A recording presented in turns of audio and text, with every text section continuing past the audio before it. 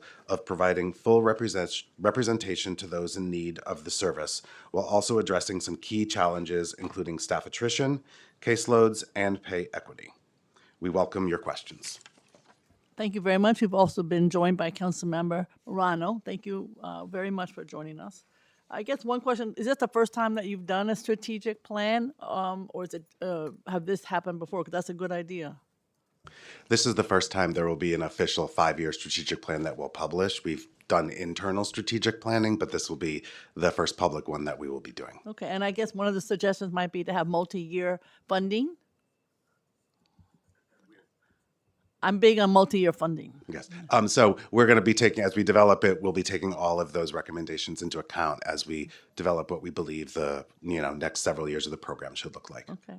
RTC contracts count each case only in 1 year, and the HRA has ended this policy to allow rollover cases to allow providers to continue to count a previously claimed case toward deliverables in the following year when the timeline for that case extends past the contract year. It's a little bit why I was asking that question. However, cases are now taking longer than before to move through the court process, and providers cannot drop cases that take longer. How does HRA plan to adapt to this change? How are providers supposed to afford to continue working on these longer cases if they can't count towards contract deliverables after a year? This comes up a lot.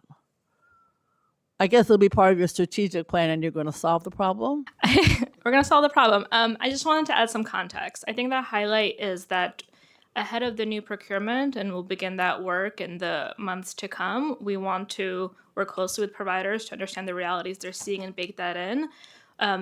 Some items I just want to add for context is that providers currently get reimbursed based on the work done, whether that work is done on cases they've taken that year or previously.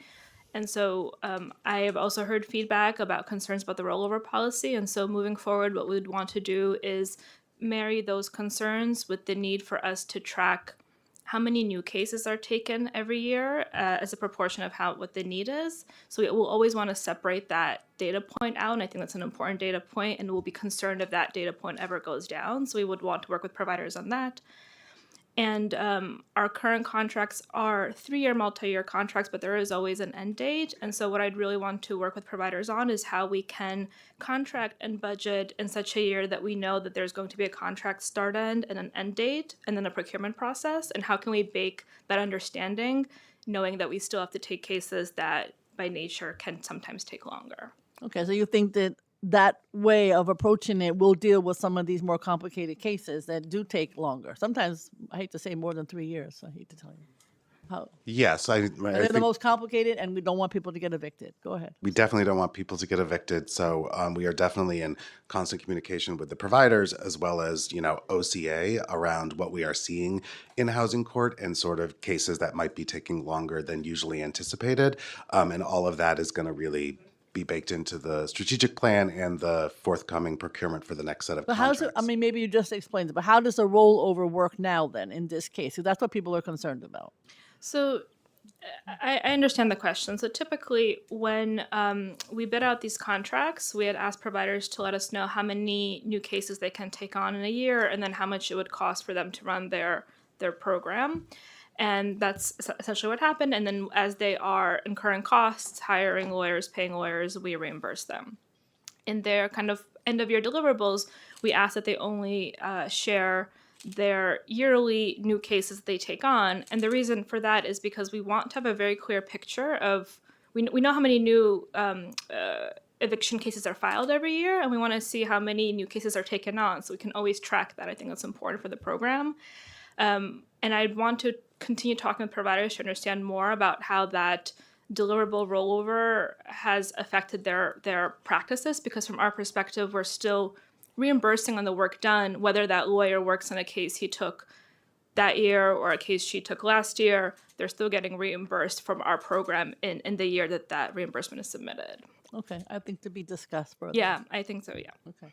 Obviously, we have a federal person in the White House is making life miserable. How does HRA anticipate more cases, eligible ones, over the next year as low-income households start to see the impact of federal cuts? And obviously, there's many federal cuts that are anticipated, and you have to deal with all of them. But in terms of this situation, what are your plans? It's hard to plan. I understand. So, Frightening. yes, it is. There's definitely a lot going on at the federal level that is very impactful for the people we serve, that can impact people's housing stability. So I think some of the things we're also trying to really understand this year, which I think is really important, is to get a much better sense of the number of cases currently going into housing court that are actually eligible for right to counsel, full representation. And we really do believe that this year we are going to be in a place where we're sort of the closest we've been since then to having like a real data point rather than having to sort of estimate based upon other factors, based on data we've gotten from the Office of Court Administration, which will also then give us a much better sense of what is the representation rate of those currently being served. I think that volume will help us sort of model out worst case or less worst case scenarios based upon the different housing focused, things we know that are going on, whether it's, what's being talked around Section 8, what's being talked about COC and Section other 8, sort of, Section 9, everything. other aspects in that way. So we're trying to take a real data-driven approach to it so we can sort of model out what we think might be additional resources that would be resources meaning both funding, but also, right, lawyers that the providers would need to, identify, as well as other things the court administration might need to know. So we're tracking it closely and we're trying to come up with a sound methodology everyone can understand to understand what we might need to be prepared for. And I assume you're modeling at 200% because that's what the law is. But Yes. are you able to model out how much it would be better if it was at 400%, for instance, or that's not something you can do? Because that's what everybody's asking for. Right. I know that the 200% we can be looking at. The 400%, I'm not sure from the current data we have access to if we could really sort of hone in on that next sort of like slice of income eligibility. We will definitely take it back. The reason I say that is if the federal cuts are what they are, I just have to assume the worst. Then those folks are going to be hurt as much. It would be okay. As you work to build capacity for this program in the absence of a lawyer representing tenants through their court case, is there something else the city can do more than provide a hotline? Because I know in the folks, other cities have similar capacity, probably nothing like New York, but sometimes use clinics before court or clinics for mandatory settlement conferences. And I know you've been trying to do this in a pilot in Brooklyn. So I just was wondering, again, I'm scared to death about what our future could hold. And I don't know if the hotline can handle it. So what are we doing in this case? Sure. So what we're doing, and this has definitely been informed by the Brooklyn pilot, right? Which their thoughts around the Brooklyn pilot were, can we do sort of enhanced service within housing court that could sort of resolve the case at that point? Hopefully resolve that case maybe through, rental arrears or such so that it doesn't have to continue on the court calendar. What we've learned is we do think looking very closely at more upstream interventions is the way to go. We're currently assessing some data that we received from the court to determine if there's actually stuff even further upstream where we can do proactive outreach to involve parties, both landlords and impacted individuals, to try to resolve the situation before they actually even show up for court in the first time. So we hope in early 2026 to be able to have a little bit more detail as to how we're going to sort of test that and roll that out. But that is one of the things we're also trying to do is where can we do more prevention that actually avoids both a New Yorker and a landlord actually having to go into court and then the court having to calendar it. So we've also been talking closely with OCA about our thoughts and collaboratively on like what data would help us start to test something even further upstream, right? What we try to also really encourage and let people know is you don't have to wait to get a notice of eviction or be pulled into housing court to apply for a one-shot deal. So if the one-shots are taking a lot longer now, though, right? One-shots are taking a lot longer. I'm really good at one-shots. I get 23,000, 35,000. I'm good, but they take a while. We have reduced that. I lie a little sometimes just to get it, just so you know. I'm honest. Go ahead. We're always happy to work with you and your staff. Oh, yes, I'm good at it. The extensive delays that occurred, in the past due to the significant backlogs we have, right? We have cleared those. There are definitely times where one shots may take a little longer, but in general, we're trying to, process them as quickly as we can, getting back to the 30, 60 days where we had been before. But it's something that we're constantly, right, looking at and trying to track to understand trends. Are there ways in which we can make it clearer to folks as well that they can, so that everyone understands the information that we need, so that we can make an actual determination on someone's? Because I think oftentimes things might get rejected as a one shot because we haven't received all the information we need to make a decision within sort of the state regulations. We also need to work We're with. going to call on Councilmember Felder, but upstream to me, in our office, we have a monthly clinic with 2 wonderful legal providers, but the upstream is endless. It's succession, it's mold, it's all of these issues that hard to resolve if you don't have an attorney. And yes, we have some, but sometimes, we can't, I don't know, we got 50 or 60 people at every clinic, and they can't all talk to an attorney. So I'm just saying this upstream sounds good, but it's hard sometimes to actually effectuate. Absolutely. We're going to continue to try new things to see what can start to make an impact. Succession is always a challenge. Councilmember Felder. Morning. Thank you.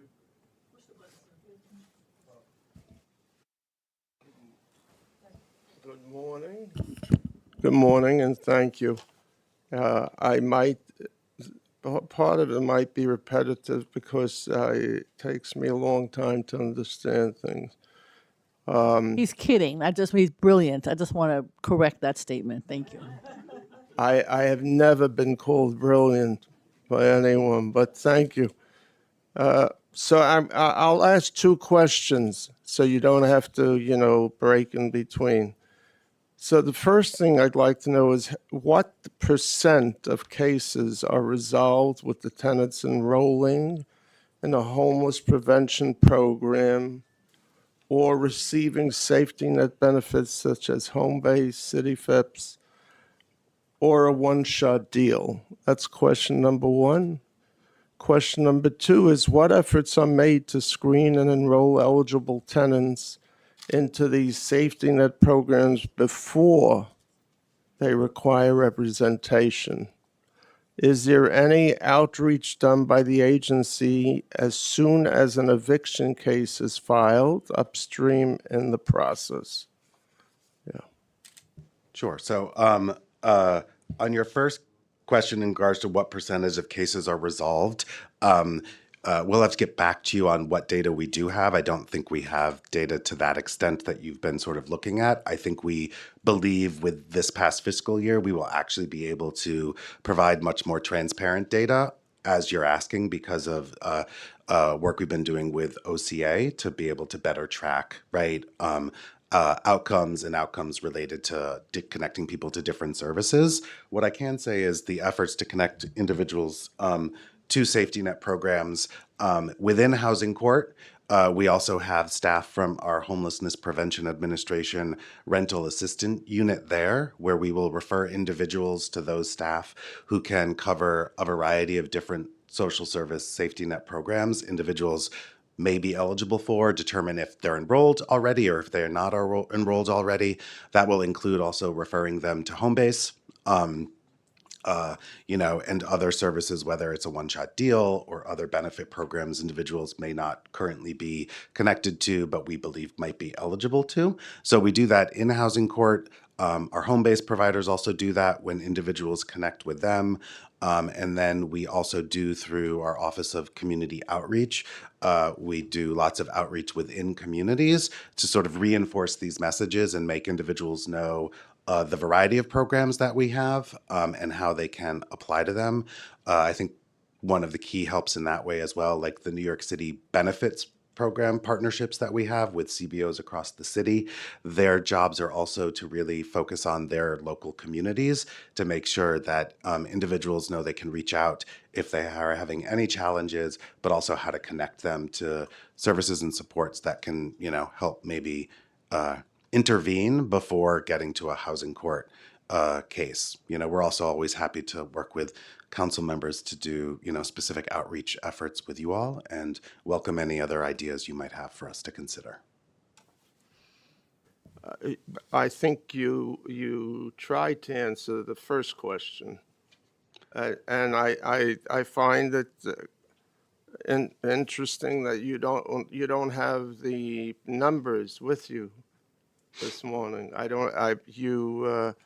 You described the wonderful work that you're doing and repeated my question, Sure. which is a good thing. So that made sure that I understood what I asked you. But in terms, I don't understand why you don't have the percentages.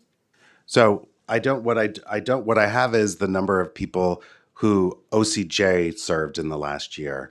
I don't have the data here on, connecting the number of people who were connected to different services we have that then helped resolve their particular OCJ case. We're going to have to go back and look at the data we have to see what we can provide at this point. It is something we're working towards. It's something we want to be able to do because we want to be transparent. It also gives us a much better insight into how the programs are working. So I didn't intentionally mean to be evasive on that. It's just I don't have that data that sort of connects to other services. And I just want to add some color to that. There's kind of two ways for us to get to that data set you're asking for. I think one way is to ask providers to report on how, when they resolve cases, how they've resolved them, and that would add an administrative burden. And we already hear about a lot of the reporting and administrative burdens. So that is, plan C if we can't figure something out. But what we're working on is to build a data match that will allow us to better understand who's coming through our program and use the information we have to match with the other side of the house about who's getting programming and hopefully get to that data. That match is not simple because we don't have like a unique identifier. And so it's just going to take some time. So I just want to add that color to explain why the numbers aren't just, sitting at our desk and we're not reading them out. Well, if you don't mind, once you have the data, if you can send it to the chair, and maybe my colleagues might be interested in the information as well. Absolutely. And what was the answer to the second question?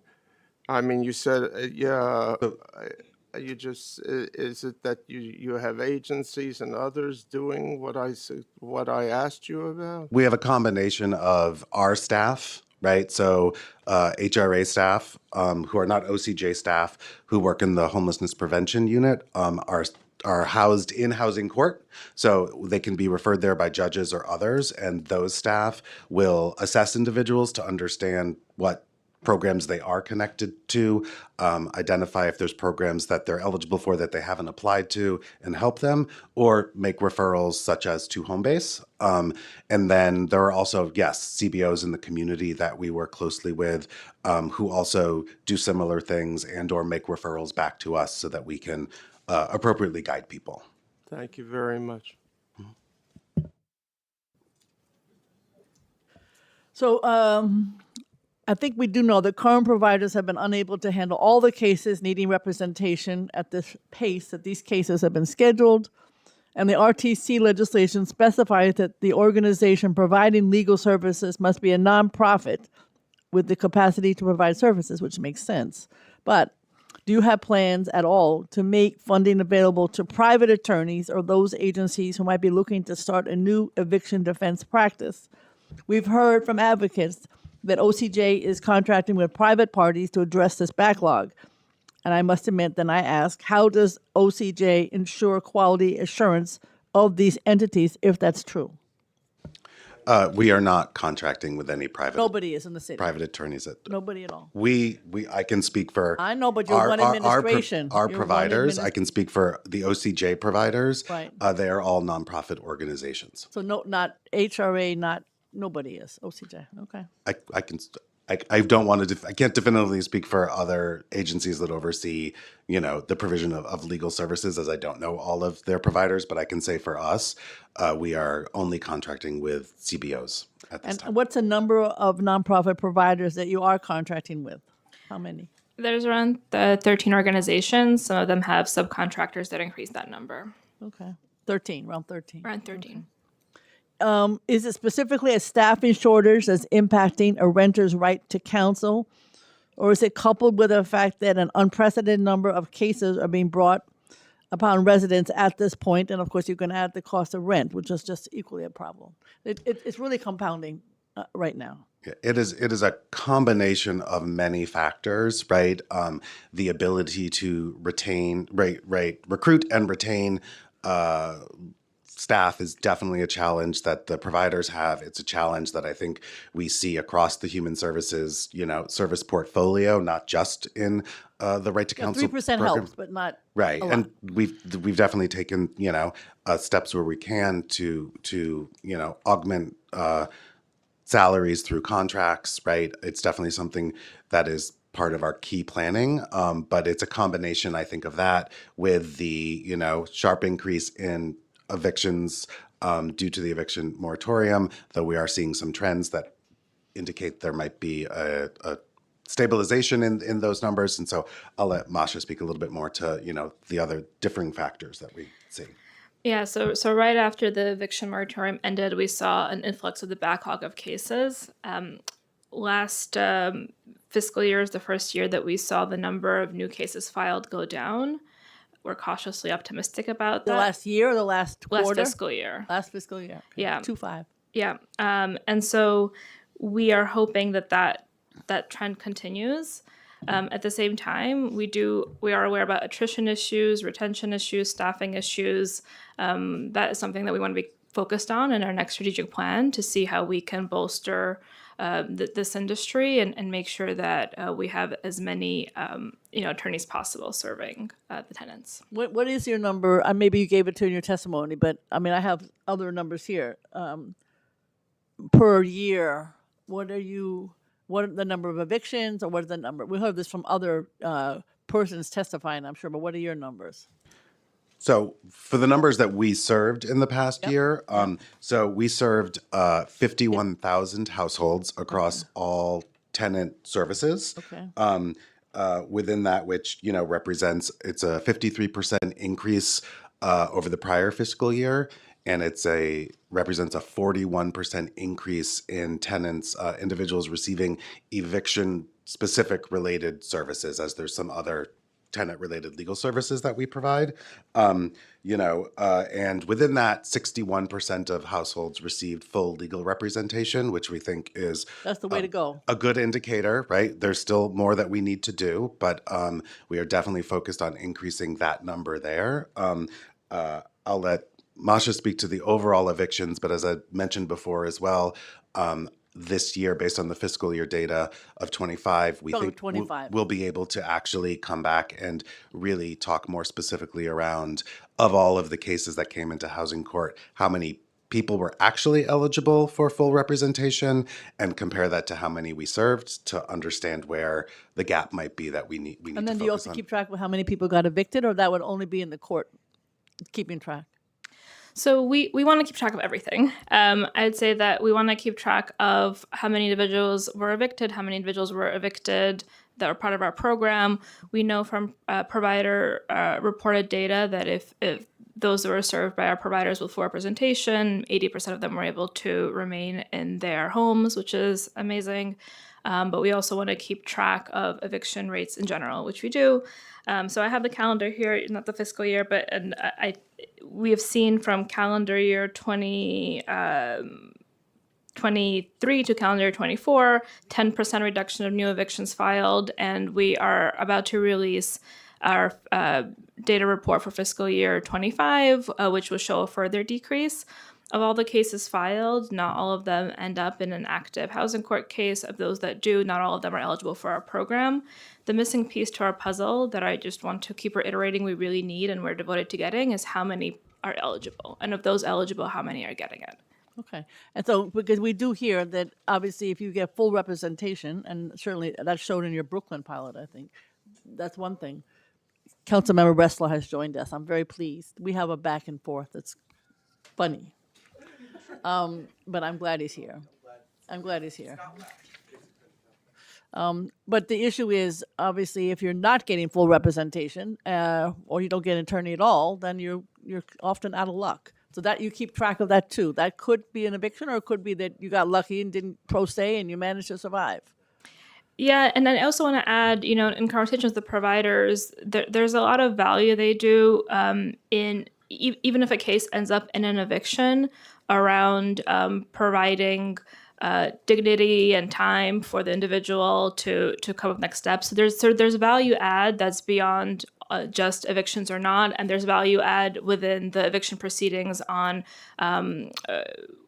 negotiating for the correct arrears, negotiating for repairs and things like that. And so when we want to evaluate positive outcomes, we want to bake all of that in. Okay. I mean, all right. I think also the other, you mentioned earlier, retention and hiring. Are all those 13 contracts up soon, or they're different timeframes? Has there been any conversation about adjusting existing contracts so that the providers, in this case the nonprofit providers, are able to attract and retain staff? That is the bottom line in every aspect of what I've read, all these reports. Comes down to that.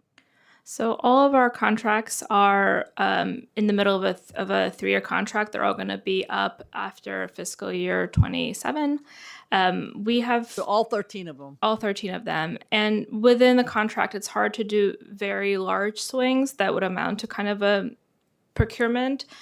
So we've been having discussions and advocate internally for what we hear from the providers, but I also want to be realistic about what's possible mid-contract. That being said, it's explicit part of my duties to estimate the cost of programming, and in the middle of that work now, and will continue to advocate for the needs of this program to the budget office and OMB. So do you have some sense that council put money in, you put money in, it's just not enough? And so do you have some sense of, given the tremendous need, of what the current, cases would need in order to have a housing court representation if in fact you were fully funded? Do you have is that part of the strategic plan, or do you have that even without the strategic plan? It will be included in the strategic plan, but it's not something we're waiting on the strategic plan for.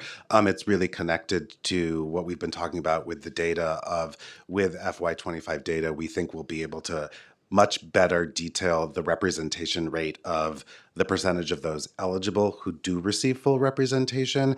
And that will really guide us in regards to the different resources we think we might need, some of which would be staffing, some of it might be creative approaches to recruitment and retention of staff, and so it also might be, needing to look specifically at boroughs, as there might be, different experiences within the borough. So we think that data, which we're hoping to have in the first part of 2026, will allow us to have a very sort of specific and detailed conversation, both internally but also externally with, the council, OCA, our providers, and other stakeholders to figure out what might be the right resource balance that we need to continue to move the program forward.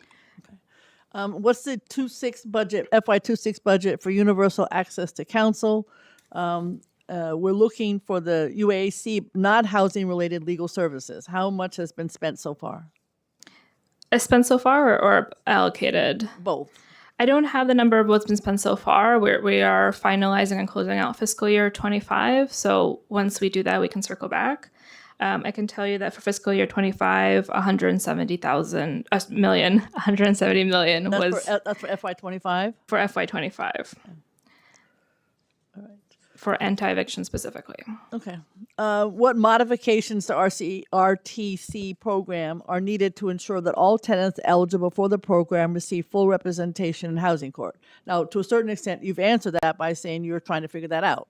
But I guess I'd like to hear a little bit more specifics about what it's obviously funding. It's all those 13 agencies able to do their job and with enough funding to do so. But are there other ways that you will think about this and what came out of Brooklyn that maybe be helpful? So yes, we're looking both at our RTC program, but I think, as I said before, we're also trying to figure out what are the other levers we have that will release some of the pressure on the RTC program through upstream interventions, looking at ways in which we can identify cases that are going to be coming to housing court but haven't yet been there, and how can we do, proactive outreach to the landlords and the impacted individuals and see, can we maybe solve this before you have to go, which I think naturally will, relieve some pressure there.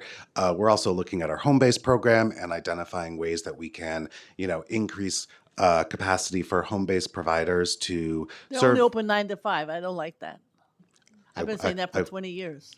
We will take that back and Nobody does anything about that. It's a crazy hours. It into needs to be consideration. evenings. But one of the things we're also doing, though, is that we're looking at, with the sort of restructure we did internally around prevention services and bringing them all under one umbrella, we believe there are some things home-based currently takes care of that HRA could actually take care of ourselves internally, and that will increase the capacity for home-based providers to meet with more people, which we also think is a way to address issues before they have to get to housing court. So we're really trying to take a much more holistic, and it's not just about the changes to RTC, but what are other aspects of this work we have control over that we can lever to also reduce the flow of people actually getting to housing court. That's sort of what Councilmember Felder was trying to get at. What is the representation rate of the cases currently pending in housing court, and do you have a breakdown by borough? Most importantly, the breakdown by borough. I can tell you that the representation rate of cases, of all cases, whether they're eligible for the right to counsel program or not, is around 44%. 44% Yeah. across the board. Across the board. I don't have the borough-wide breakouts, but we do have access to those. I'll follow up with those. Okay. Was there a second question? I might have. No, that's Okay. you don't have the borough, so you're going to get. I don't have it with me, but we'll get it to you. Yeah. And then, of course, this is, again, probably sort of what we were asking. How many individuals who are eligible for RTC are nevertheless unrepresented in housing court?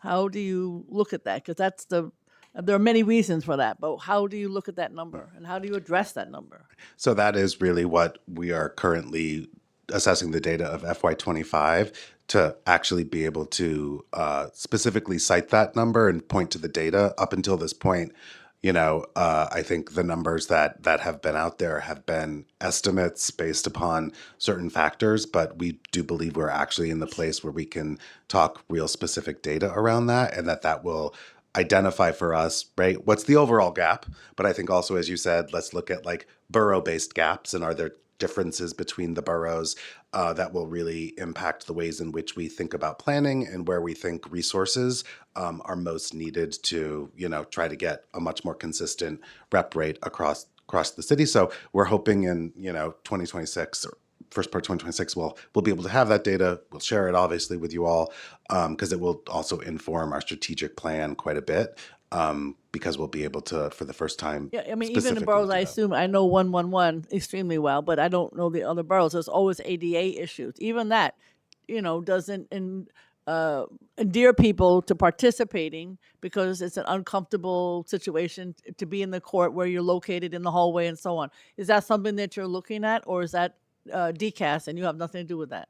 The courthouses themselves. Who's focused on that? I think we're focused on it. I know that OCA is focused on it, and I know the providers are focused on it. And They're very focused on it, the providers. Yeah, and I'm glad you bring it up, because I think that those kinds of changes in courthouses that we are kind of started discussing, will continue discussing, will have a huge impact on how many people are served, and will be a big component of our strategic plan.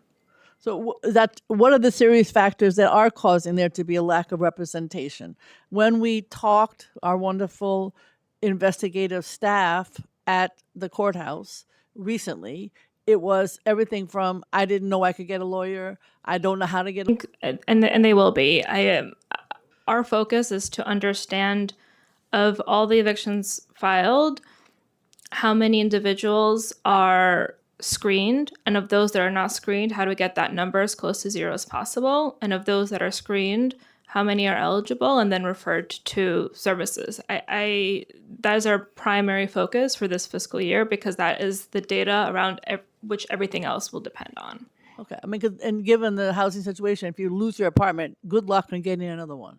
It's impossible. So it's got to be figured out. Could you share a breakdown of how many multi-occupant cases have been determined not to need multiple legal counsel? Do you have that data?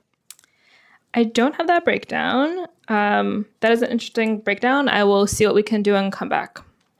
I'm going to call on my friend, Council Member Lincoln Ressler. I hope that everyone's listening. These are the nicest things that Gail has ever said about me. That Chair Brewer. Gail is fine. I like Gail. Yeah, that's it. But as always, Chair Brewer, you do a great job, and it really is an honor to get to serve with you. And I want to thank the HRA team for being with us today. Administrator French, you are always responsive to our office's concerns and the issues we raise, and I really appreciate it. And Masha, I did not realize you were in this job. When did you start? 6 months ago. Well, congratulations.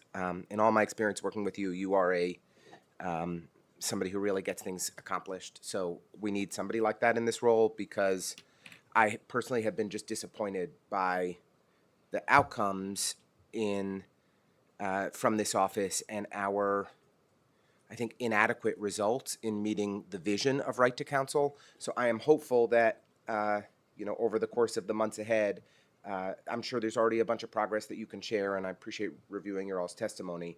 I just want to maybe start a little bit at the staffing levels. I'm not going to go. I'm interested in going through all of HRA staffing levels, but I will spare that today, Administrator French, and let's just focus on OJC.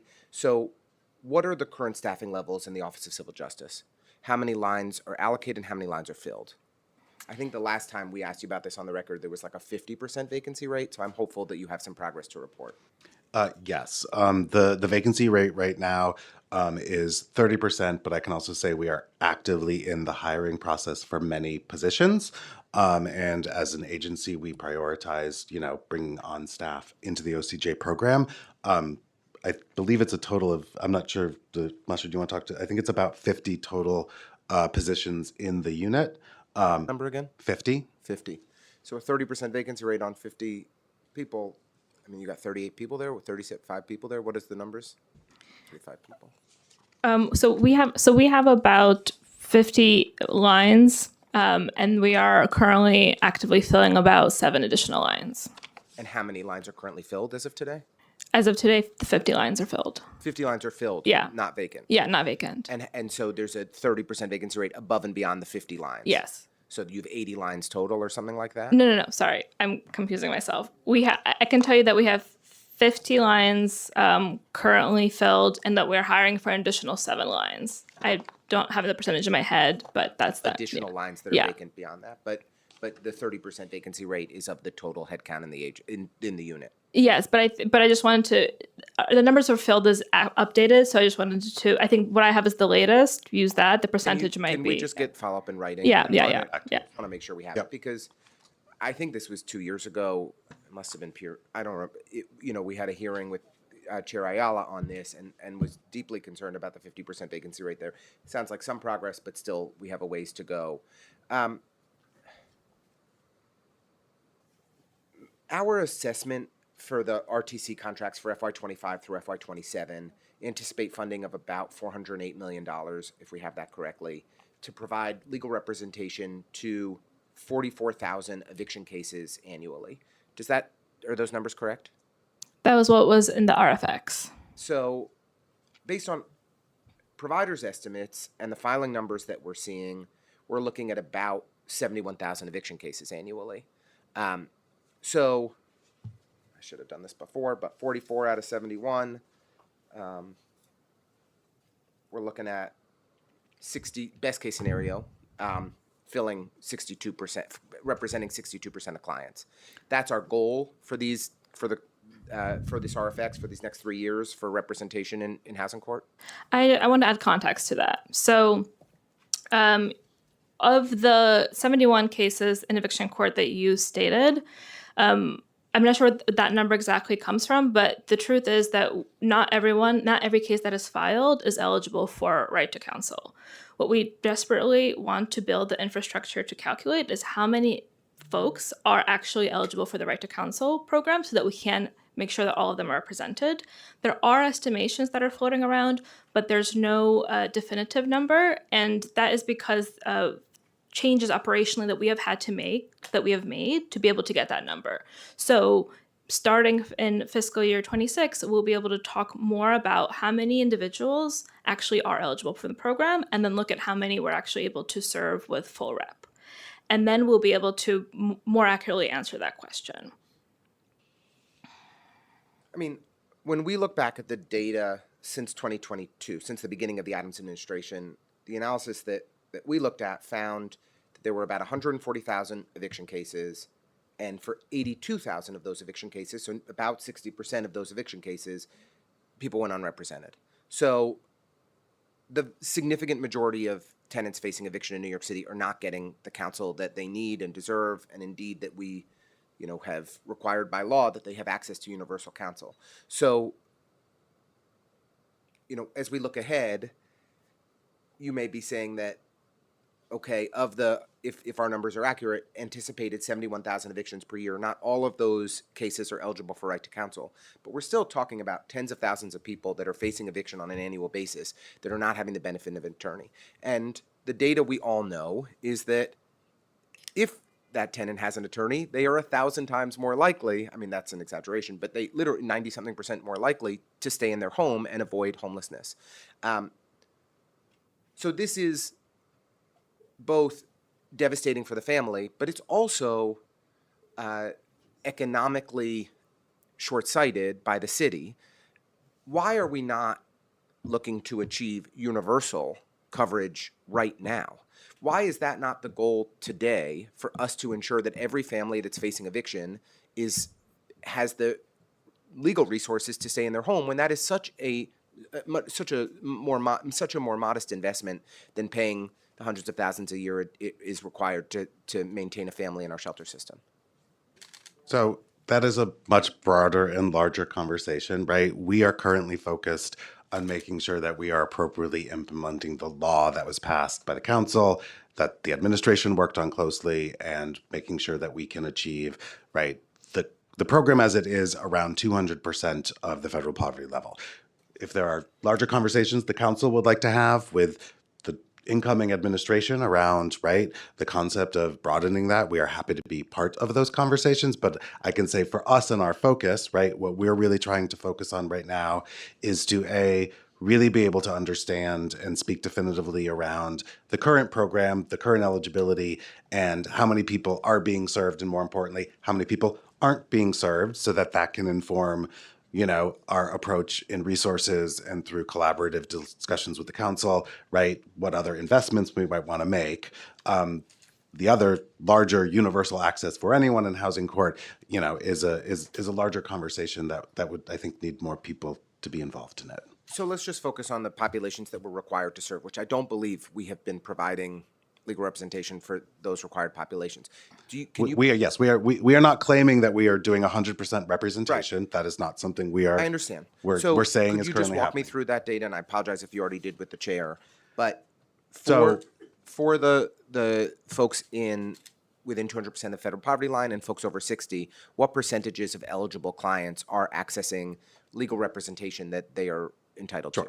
So, as we sort of discussed with the chair, for the first time, we actually have access to data that specifically will allow us to assess that. All estimates up until this point have been estimates. We didn't have all of the data needed to make sure that to definitively identify. What was the data? I can add to that. So essentially, when a case is filed, we don't necessarily have accurate income or age for that individual unless we speak to them. Cases were referred through various ways. Within housing court, there was intake done by OCJ, there was intake done by providers, and there was cases coming in from other sources. And that meant that there wasn't like one entity that had eyes on all of the cases that are going through, deduping them and understanding how many unique cases are screened, and of those, how many are eligible. So we are in a place now where OCJ is doing is the primary central piece from which all screening goes through. And so what we are really dedicated to is developing a reliable methodology to evaluate of all the cases that are filed, how many are screened, how many are not screened and why, and how do we get that number down to 0? And of those that are screened, how many unique cases are eligible and interested in the program and then referred. Due to the way this program developed, it's something we would have loved to have in the beginning and we didn't. We're going to have it now. We're going to share it with you guys, with IBO, with comptrollers, with anyone that has a vested interest in this work, so that we can have clear eyes on what the number of eligible are, both so that we can serve all of them and to give legislature the information they need to talks about whether you ever want to increase that percentage. I'm happy to hear we'll have better data. Recognize that anything having to do with OCA can be challenging. We struggle with them in downtown Brooklyn a great deal. But based on the estimates, what do you think we're doing for under 200% of the federal poverty line, and what are we doing for over 60 for, you could do the whole Adams administration, you want to do the last year, whatever's the most helpful data? So I don't want to make guesses. I do want to say I believe we have made strides, right? Fiscal year 25 over fiscal year 24 showed a 53% increase in the numbers of people actually served through tenant legal services, right? 40% of that, 41% of that, 40% increase also for those specifically receiving eviction-related services. So I believe we are making strides. I believe that it's really important that we complete this analysis that we have, and then we can speak specifically about where the gaps might be, right? We know that there are gaps, we understand that, but I don't want to make guesses based on sort of unreliable assumptions, here. I know you would telling us like me before to. we have good data, some period of months in the future, we've been spending hundreds of millions of dollars a year and have been unsure, just generally unsure about how we're doing at fulfilling the requirement in the law. Like, you can't give us anything more than we're making strides. We can circle back with you on what else we might have, but I don't want to, right? I don't have definitive data to speak on We'll the follow specific up rep, later, asking for right? those absolute specific. We okay. didn't do Yeah. that earlier. And Chair, have you gone through the timing on one-shot deals? You can give it again. I must admit, the quicker time, 30 to 60, which is what I think you said, is not what we're hearing. We're hearing that it's a much longer time frame. So, council member, if you want to ask, I Yeah, did ask, but I don't know. think it's the correct answer. I'll be honest with you. Okay. I mean, it says on the HRA website that we all know one-shot deals are absolutely essential for keeping people in their homes. We deal with constituents on a regular basis, weekly basis, that are in need of those one-shot deals to get through a tough moment and avoid like real catastrophe in their lives. HRA's website says, 30 to 45 days to process. It doesn't appear like we're anything close to that anymore. Our committee report is telling us that it's 10 to 12 months from the time an application is filed for funds to be distributed. Do you have any? So I would like to follow up, I think, with you all to understand the basis of the 10 to 12 month for every one-shot deal, because that is not the reality on the in the world. There was definitely, right, in 2023, 2024, extensive delays, and we did not deny that, right? We had a significant backlog in application processing, which we diligently worked through, right, and have cleared. But I would definitely, if you're looking at data that is indicating today that is what is happening, Okay. I think we need to have a conversation, because that is not an experience we see today. There are definitely going to be outliers in some cases that take much longer, but would like to discuss more detail on that data. I'm happy if to that's hear what that you're things are seeing. moving in a positive direction. We are still certainly concerned about the timelines and would love to get some more information from you, or perhaps the chair could help, or in partnership with Chair Ayala, could help us provide a briefing for council members. But I just think it's important to take a step back and acknowledge that these are the impacts on people's lives of Eric Adams' austerity budgets and his refusal to hire people in city government. And my understanding is that we're looking at about 1,600 vacancies across DSS right now, a 13% vacancy rate.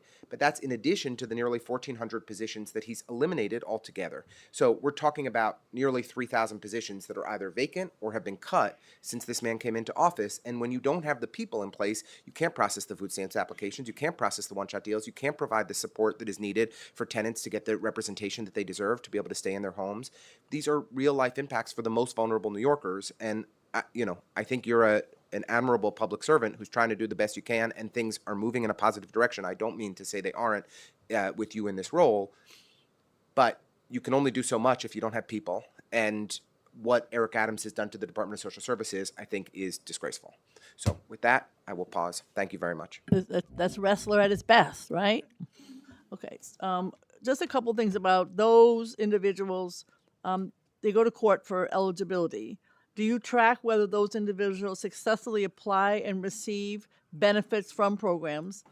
And do you have any figures disaggregated by whether or not that person has an RTC provider attorney? We're trying to find those individuals who are not getting services and making sure that they do. So, and the other question along that is there's been a request for some neighborhood-based intake and that model, and I didn't know if that's something you're thinking about. Those are my, I'm trying to get at those who are not able to get the services and how we can help them. Sure. So I think, similar to what Councilman Felder asked about earlier, I think with the improved data matches, right, that we're going to be working on, and being able to actually cross-reference data across systems and programs, we're going to be able to identify, right, what other programs have individuals who are connected to Right to Counsel been connected to see if outcomes through that actually, make an impact or help to reduce the number of cases that have to go through. So that is something at the top of our list. I'll let Masha speak a little bit more to some of the other data questions. Neighborhood-based. Go ahead. Yeah, that's interesting. I've been talking to a lot of people in the community and the providers. I haven't heard that idea, but I would like to follow up and understand more because I think we're looking for anything we can do to improve the number of individuals that are screened. Okay. I mean, I know in our office somebody comes from food program, but it's really HRA to do benefits because then you are not waiting in line somewhere else. So it could be attached. Suggestion. And then in Queens and Bronx, I guess eligibility screening is done over the phone. And so is that an issue in terms of language? Because obviously, that's going to be the issue that I brought up earlier. That's something we're tracking. Language line is horrible. So you're right. Intake in those two boroughs is done virtually. And so we follow up with a phone call to screen them.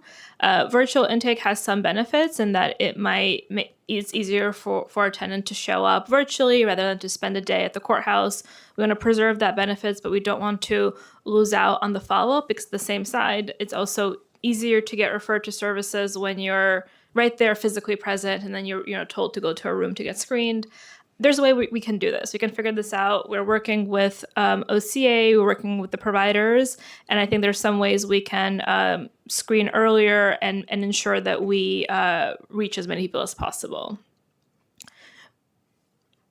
Okay, I think that would be, and then just finally, I just want to get a little bit more from the Brooklyn plan. What are you getting from it, and where do you think you're going to be implementing some of the ideas that came out of it? Sure. So, I think we've learned a lot from the Brooklyn pilot, right? The purpose of it, as I mentioned earlier, was really to see, could we develop something in housing court that provided an enhanced service that would allow for us to try to, bring cases to a conclusion before it continued on the court calendar.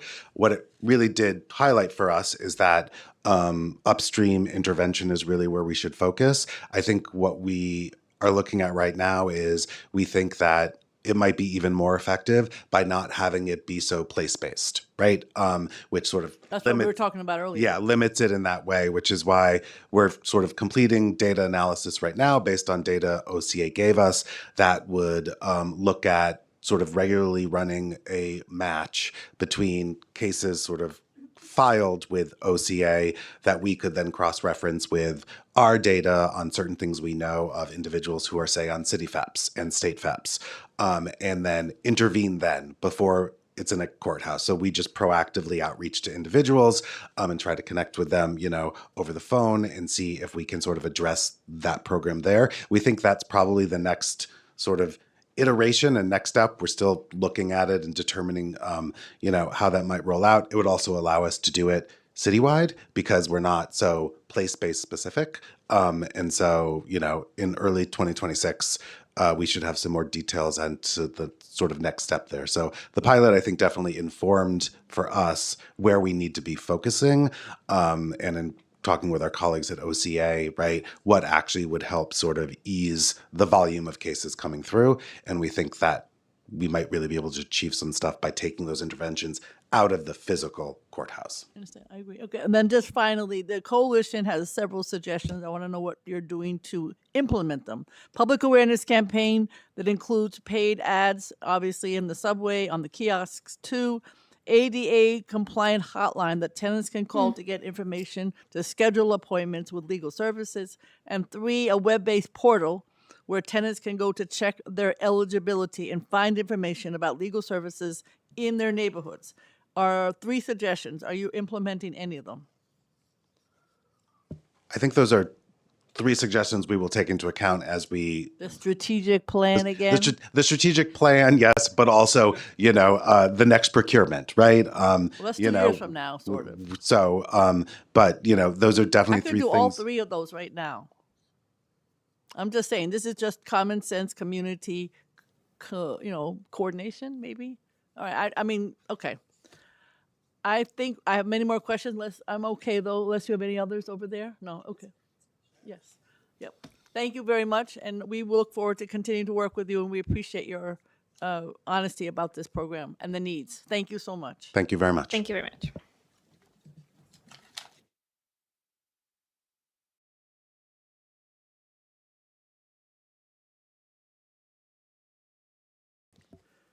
All right, we're doing IBO next. Claire Salant, Sarah Intercola, and Marla Simpson.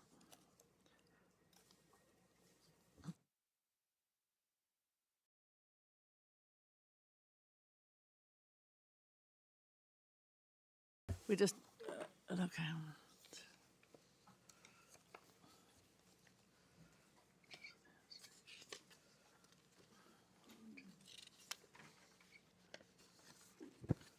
Whomever would like to start, go ahead. Thank you. Good morning, Chair Brewer and members of the Committee on Oversight and Investigations. My name is Sarah Internicola, Budget and Policy Analyst at the Independent Budget Office, or IBO, and I'm joined by Claire Salant, Lead Budget and Policy Analyst, and Marla Simpson, Special Assistant to the Director of IBO. Pull that a little bit more toward you so you can be heard. Yes. Thank you. We thank you for the opportunity to testify at today's oversight hearing regarding the right to counsel in housing court. In 2017, City Council passed Local Law 136, introducing a landmark program to provide access to legal services to low-income tenants facing eviction in housing court. The program is officially called the Universal Access Program, but is commonly referred to as the Right to Counsel Program. Although Right to Counsel has brought critical services to thousands of tenants, IBO's recent report reveals that the program is now struggling to meet its original intention. Over half of eviction cases served by the program did not receive full legal representation in 2023 and 2024. At a time when rents continue to rise and many social safety net programs face massive federal funding cuts, eviction prevention tools like Right to Counsel can help the city government promote housing stability and support low-income households. Right to Counsel was passed in 2017 with the goal of increasing representation rates among tenants facing eviction, thereby lowering eviction rates and helping tenants stay in their homes. The city began by rolling out the program in phases, starting in 15 zip codes with the highest eviction rates, with the intention of expanding citywide over 5 years. The gradual rollout was designed to give providers and the city time to build capacity as demand for services increased. Research on the early years of the program showed that it was effective in increasing representation rates and improving tenant outcomes. However, the housing court environment has transformed significantly since the creation of the program. Many of the changes to housing court were outside the city's control. In 2019, the State Housing Stability and Tenant Protection Act, HSTPA, expanded tenant protections and added time to different steps of the eviction process. While these new protections helped delay or prevent evictions, one result was that the eviction proceedings took longer to move through the court process. Shortly after, the COVID-19 pandemic began and the state enacted the moratorium on evictions through January 2022, greatly limiting the number of eviction cases that could proceed. Following the moratorium, the state also established the Emergency Rental Assistance Program, which further prevented eviction cases through 2023. These interventions successfully prevented many eviction cases, but clearly altered the context in which Right to Counsel was rolling out and temporarily reduced need for representation in court. Several years later, it is increasingly clear that the Right to Counsel program is not well aligned with the new eviction landscape. If the city remains committed to ensuring legal services for all tenants facing eviction and housing court, it must understand how the eviction process is different today. We'd like to highlight several major ways that eviction cases have changed, how this has created a mismatch between current contracts and program needs, and the impact on tenant representation. First, IBO found that many more cases in court are now eligible for right to counsel than in the program's earlier years. Right to counsel expanded citywide over 2 years ahead of schedule in 2020, from 25 zip codes to the entire city. However, this expansion took place during a period where there were far fewer eviction cases moving through the courts, and the scope of this expansion was not immediately apparent. We can now see that although the total number of eviction filings is lower than it was before the pandemic, far more cases are now eligible for the program. IBO estimates that the number of cases eligible for right to counsel grew 222%, or more than tripled, from the program's introduction in 2017 through 2024. Once eviction filings began to pick back up in 2023, it became clear that the program had not scaled up or adapted to meet citywide demand. Over this period following right to counsel's citywide expansion, IBO also found that eviction cases are taking much longer to resolve. Slower court operations following the pandemic, as well as changes to the eviction process by HSTPA, have contributed to this trend. From 2017 through 2019, 97% of cases reached a first major decision within 1 year, and 93% within 6 months. More recently, from 2023 through 2024, only 87% of cases had a first major decision within 1 year, and just 54% within 6 months. The growth in both program eligibility and case lengths have major implications for attorney capacity. These changes have resulted in a mismatch between the structure of the program and the scale of current program needs. For example, increasing case lengths no longer fit the current timeline limits for cases.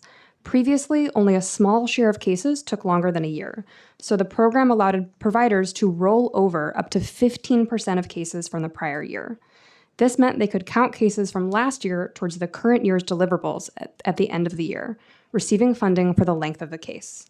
But at the end of 2023, just as case lengths were increasing, HRA announced it would no longer allow any rollovers at all. By ending this practice, HRA's intention was for providers to take on more new cases, rather than having rollovers take up too many contract deliverables. However, attorneys are generally required to see cases through to their end, so with case lengths increasing and no rollovers, providers may end up working on longer cases without compensation. Further, IBO found that city spending on right to counsel has not kept pace with the growth in program eligibility. From 2022 through 2024, the number of right to counsel eligible cases grew by 110%, more than doubling, while spending increased by only 33%. Funding leveled off at a time when eviction filings began to pick back up and program needs were higher than ever. The result of expanded eligibility, longer case lengths, and stagnant funding is clear. Fewer households are now receiving legal representation in court through the program. Overall, representation rates for tenants in housing court have collapsed in the last few years, from a peak of around 50% in 2020 to only a third in 2024. Specifically for tenants served by right to counsel, fewer households are receiving full legal representation, while more are receiving one-time brief assistance. From 2017 through 2019, 90% of tenants served by right to counsel received full representation, while only 10% received brief assistance. But in 2023 and 2024, over half of tenants served by the program received brief assistance and did not have representation in court. There are several other key factors that impact the program that we wanted to highlight. First, the new 2025 contracts introduced a performance-based component. Previously, all contracts were expenses-based, but now 10% of a provider's compensation is based on a performance scorecard, which is evaluated twice a year. While this was intended to increase accountability, it can be challenging for providers to budget when they don't know how much total funding they will receive. This uncertainty is exacerbated by late payments. In 2025, providers were unable to invoice for almost 3/4 of the fiscal year for services already performed. The city issued a second advance, but providers were still uncertain when invoicing would begin, which left them stretching advances or using other sources to cover payroll. Providers also have to figure out how to cover any costs they accrue related to these late payments, since the city does not reimburse for expenses caused by delays such as borrowing costs. The other major challenge for the program is staffing. The civil legal services field has faced significant issues with attrition and turnover due to high caseloads and lower pay than other legal fields. As staff leave, remaining attorneys take on cases left behind, which tend to be older and more complicated. Staffing turnover and increasing caseloads can create a cycle of burnout and thus even more turnover. So what now? The Right to Counsel program showed success in its early years with improved tenant representation rates and outcomes in court. Today, however, the program's goal of representation for all low-income tenants remains unfulfilled.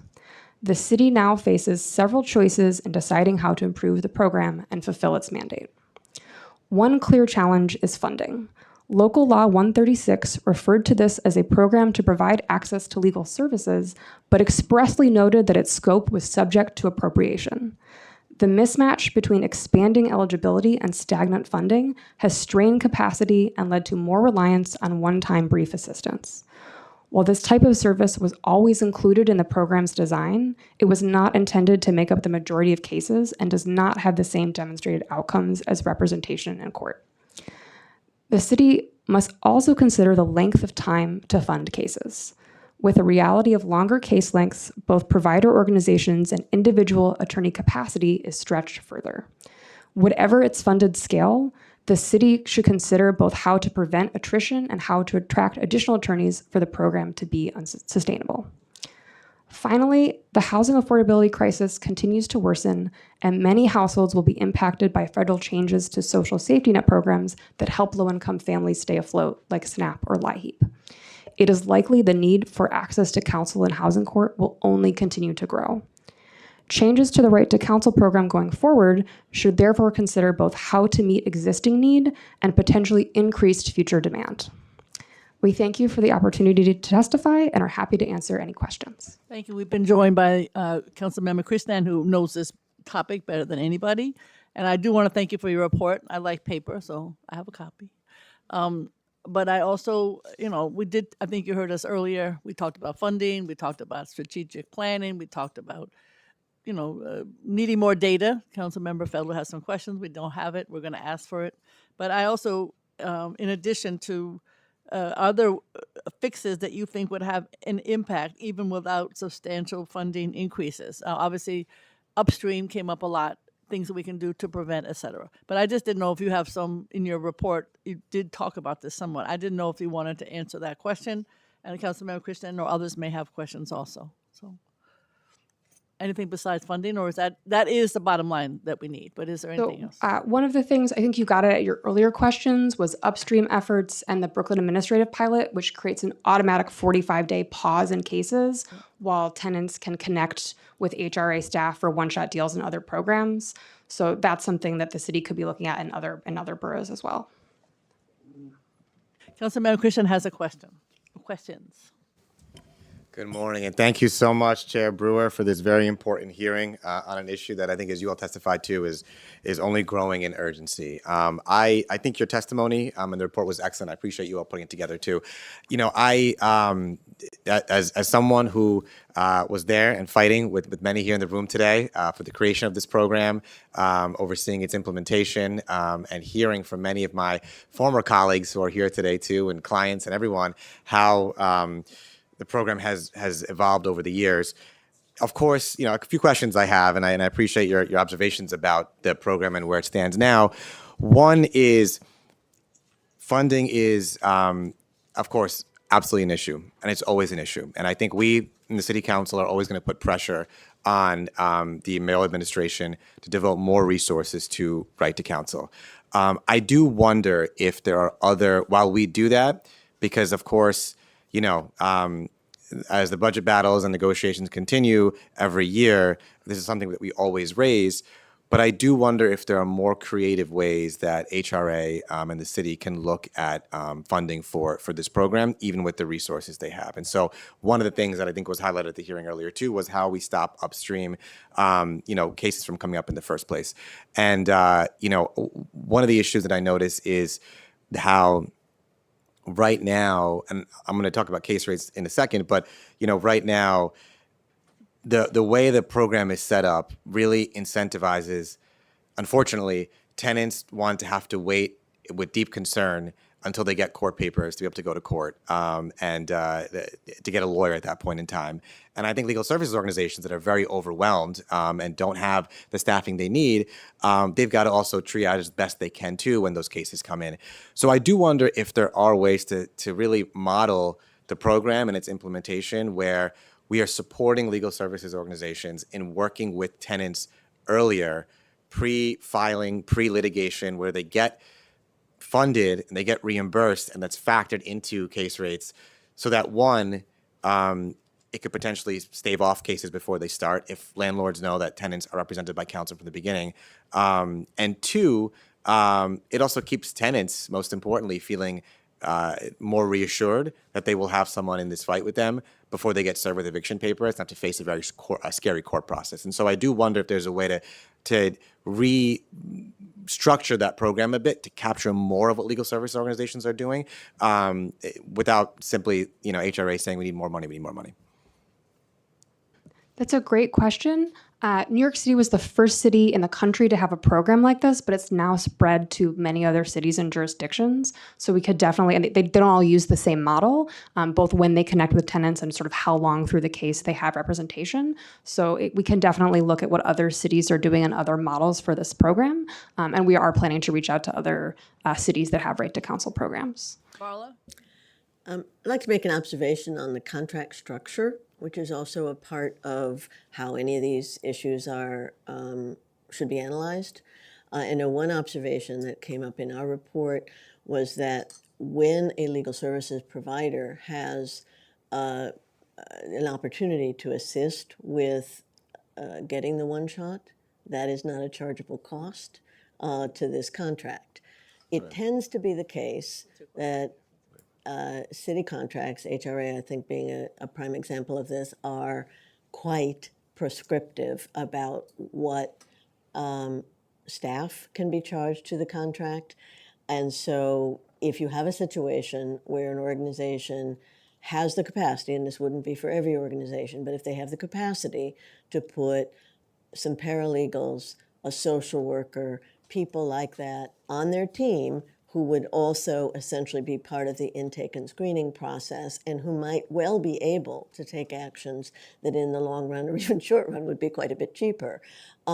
Those tend not to be chargeable to the contract. And part of this is because agencies have a tendency to create a one-size-fits-all contract template instead of allowing organizations to meet those deliverables in a variety of ways. And that's really a question of flexibility. I understand that it is something that agencies are a bit averse to, but it is doable, and I know that from experience. Said from the former head of Mox. Very well said. And I just have two more questions, if the chair will permit me.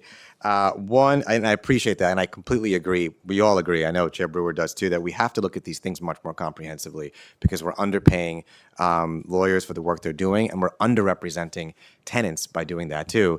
My second question was, were you all, in looking at the case rates and increasing that as well, able to look at the differences between the way larger legal services organizations are reimbursed versus smaller ones? Because the disparity there is, the citywide ones, of course, have much bigger capacity, but the smaller legal service organizations are also doing really critical neighborhood-based work.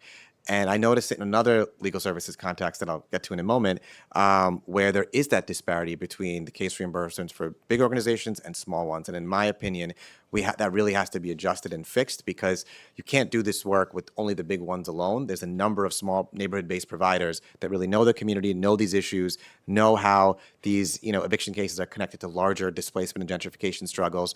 Was that considered at all, or how has HRA looked at case rates based on legal service organization?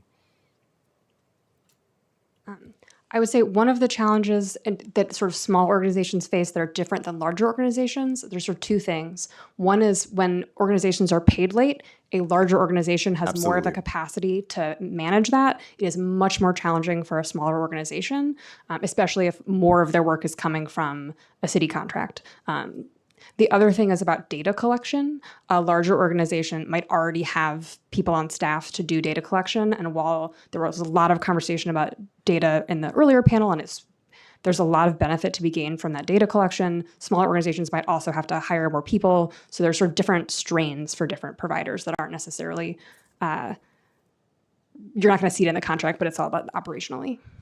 Absolutely. And I completely agree. And I think that's where the smaller ones definitely need that recognition and far more support too. And finally, my last point really more is just, as you all are studying and reporting on this too, one thing I notice that happens a lot is HRA tends to lump together right to counsel and the Anti-Harassment Tenant Protection Program, HTP. And those are supposed to work together in tandem. One is not supposed to come at the expense of the other, and it's a sort of zero-sum game. And I see that happening, and I see HRA bleeding together both programs. But the truth is they work comprehensively. Both serve very different but really important purposes. So if there's any way that IBO can look at that and call attention to that too, it's helpful for all of us, I think, to frame the understanding of how these programs should be funded and how they should work together. Thanks, Chair Brewer. All right, and I want to thank IBO for your wonderful report, and we will keep in touch. There's lots to be done. Thank you so much. The next panel is Judge Shah Ali, Judge Jack Stoller, and Tanya Fay.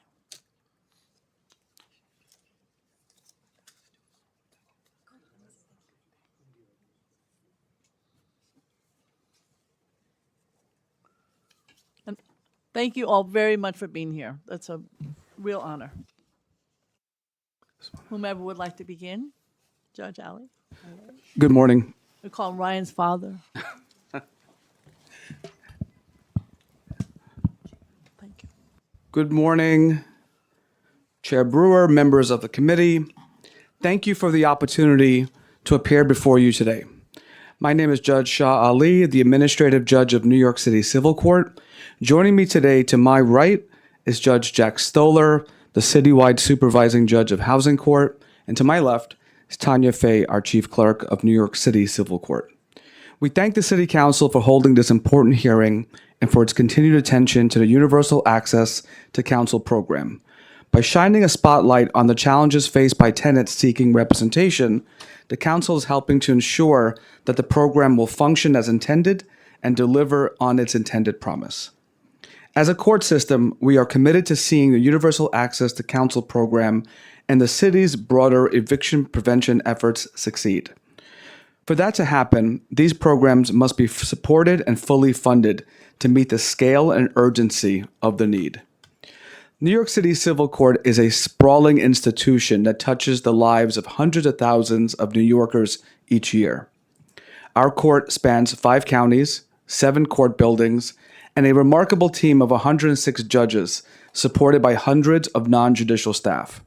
Housing Court in particular operates at the epicenter of the city's ongoing struggle with homelessness, affordability, habitability, and fairness in housing.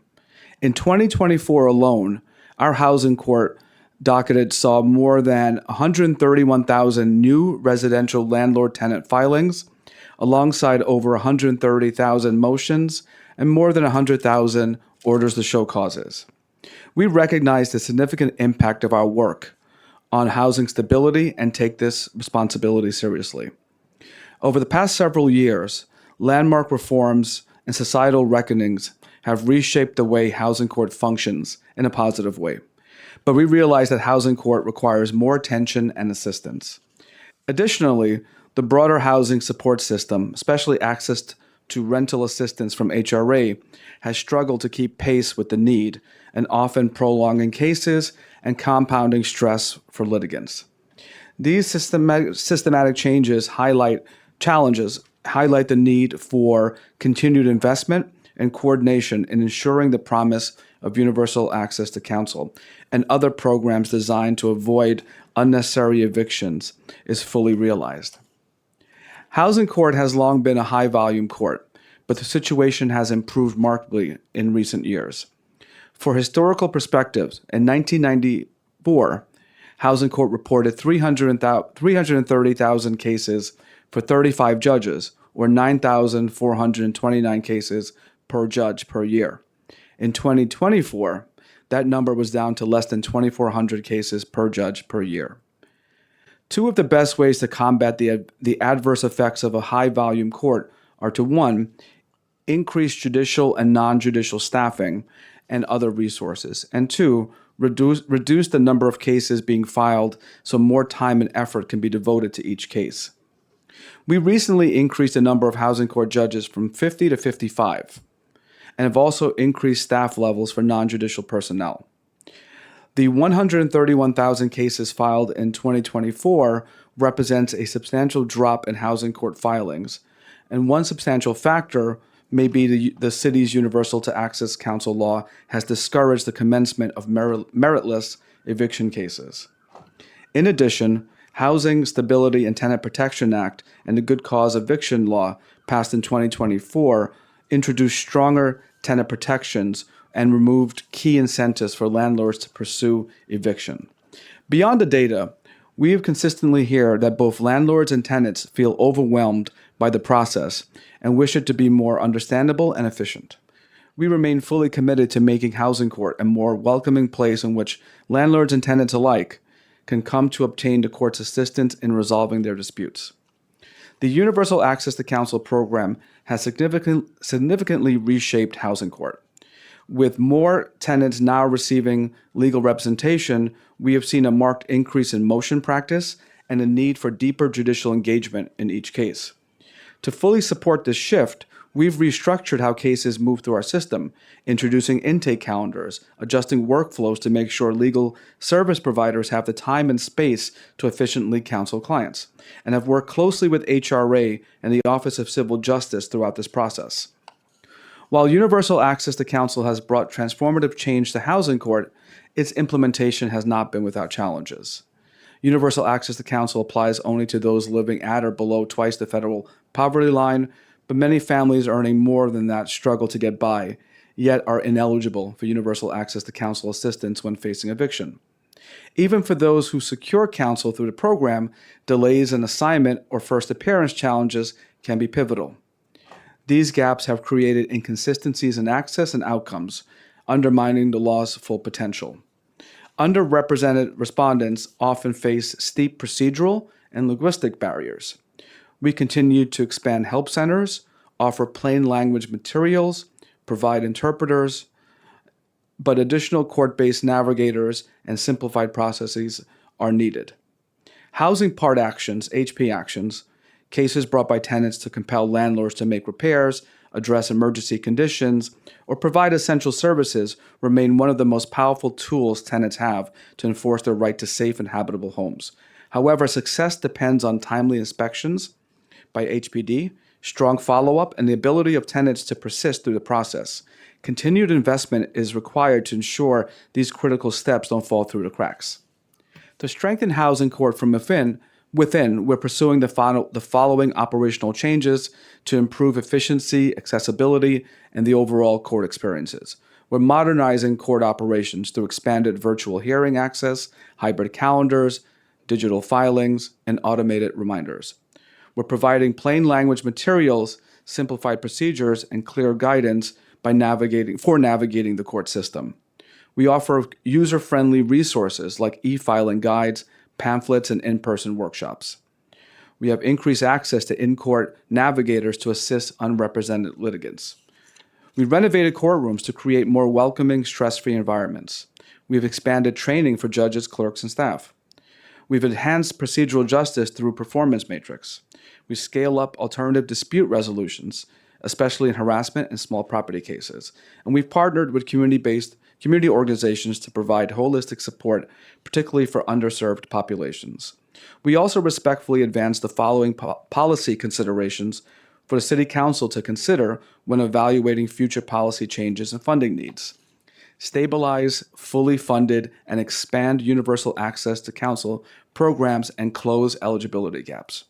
Strengthen the enforcement of housing standards with better compliance enforcement and agency coordination with HPD. Provide HRA the resources needed to efficiently resolve rent-a-rear cases. Explore means by which HRA and other public benefit agencies can preemptively resolve rent-a-rear issues and spare tenants the trauma of an eviction proceeding, spare landlords more litigation than necessary, and preserve housing court as a forum for bona fide landlord-tenant disputes. In conclusion, housing court is no longer the same institution it once was, in large part due to the Universal Access to Counsel program. It is more aware, more compassionate, and more equitable, and we are more committed to equity. But we're not done. The complexity of housing law, the scale of our dockets, and the stake to our litigants demand continuous innovation and partnership. And finally, and this is an offer to you, Chairperson Brewer, and to your committee members, and to all your members, we want to extend an invitation to you and your staff to visit the housing courts and to see firsthand day-to-day operations of the court, including many of the initiatives we've undertaken to improve access to justice and enhance efficiency and better serve the public. We operate in every county, all 5 counties, and we would welcome you to join us.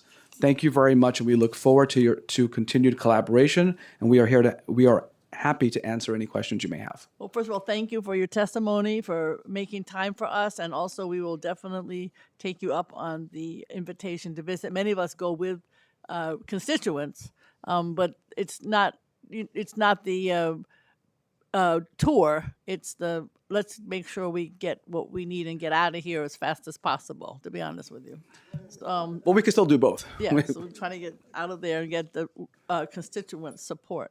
I guess my question was, having listened to some of the discussion from both the city and from IBO, do you feel that whether it's the strategic report or whether some of the ideas that the city's coming up with, still with some of the IBO challenges, is always funding. It's always funding. But in addition, are there, between the work that you're doing, I assume you're also trying to deal with some of these ADA issues that crop up all the time. Are there specifics that you would like to see? I thought nobody else mentioned coordination with HPD. That's helpful. That did not come up earlier as an example of something that's fixable, right? As opposed to the cost of more staff and retention. So I don't know if there's something that, while you've been sitting here, that comes to mind that is something that could be fixable. It's not your job to do the upstream. That's not your job. But it seems to me that a push on that front would be helpful. You see, you're stuck with the challenges that nobody else is addressing. Sure. And so I really appreciate it, but I didn't know if you had some thoughts on this. I'll allow my colleague, Judge Stoller and Chief Clerk Fay to weigh in, but I'll also weigh in at the end. So good. I don't have a clock, so I don't know if I should say good morning or good afternoon, but good morning. Good morning, Council Member Brewer. Thank you very much for this opportunity to discuss with you. I think the thing that occurred to me most when I heard your question just now was a challenge that we saw both in our court operations and with the legal services providers, which is even when we had the funding for hiring, it was a very challenging job market. So one of the ways that we addressed that in Office of Court Administration was we changed the way that we hired. We had historically hired court attorneys from people who had already had practice. Instead, we went to law schools and we're recruiting at law schools, and we created a fellowship. And that really helped us out in terms of getting up to staffing levels in court attorneys that gets us much closer to the goals that we had had. And I know that both the OCJ, when they spoke earlier, and the IBO, when they spoke earlier, spoke about retention issues and getting just hiring court attorneys. I think that, attorneys at legal services providers. I think that's a challenge that is separate from funding, because even when you have the funding, if it's hard to find people, to do this work, or if you find them and then there's turnover and attrition and so forth, then that's something besides funding I think really needs looking at, and we've adjusted the way we've done it. And anything that we can do to encourage law students, people interested in serving the public, to do this kind of thing, we're in favor of. I myself have lots of occasion to speak at local law schools, and I always make a pitch for this kind of work. But that kind of thing could always be expanded. Okay, that's very helpful. Thank you.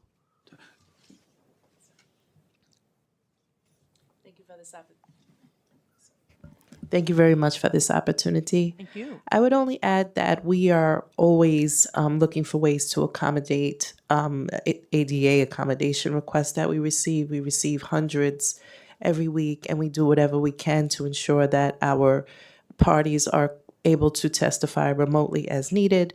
And it also helps aid in the traffic flow of the court. So that is something that we are definitely looking to expand as there are different needs that come up. I would also add that spacing is something that would be helpful. If sometimes when we have legal service providers coming in, we do our best to accommodate, but in some of our buildings, it's a tight fit. So while we're doing our best to accommodate all of the legal service providers that are coming in, it would be helpful if in the future there may be some sort of funding where we could expand in some of our buildings. I know in Bronx County, there is a divide. We have some of our housing courtrooms in one building, 1118 Grand Concourse, and some of our trial parts in 851. We would love to have everything come together in one space. So if that's a possibility, please keep us in mind. One of the when we have this tour, you'll see the technological advances we've made to courtrooms. We are 100% committed to meeting every ADA request. The biggest challenge we have with that, and it's a rather common sense challenge, is we don't know ahead of time.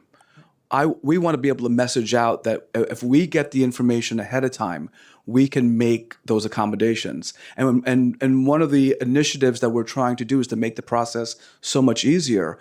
Being able to testify before this committee today is a good start in forming these great relationships. We know what we believe is a simplified process.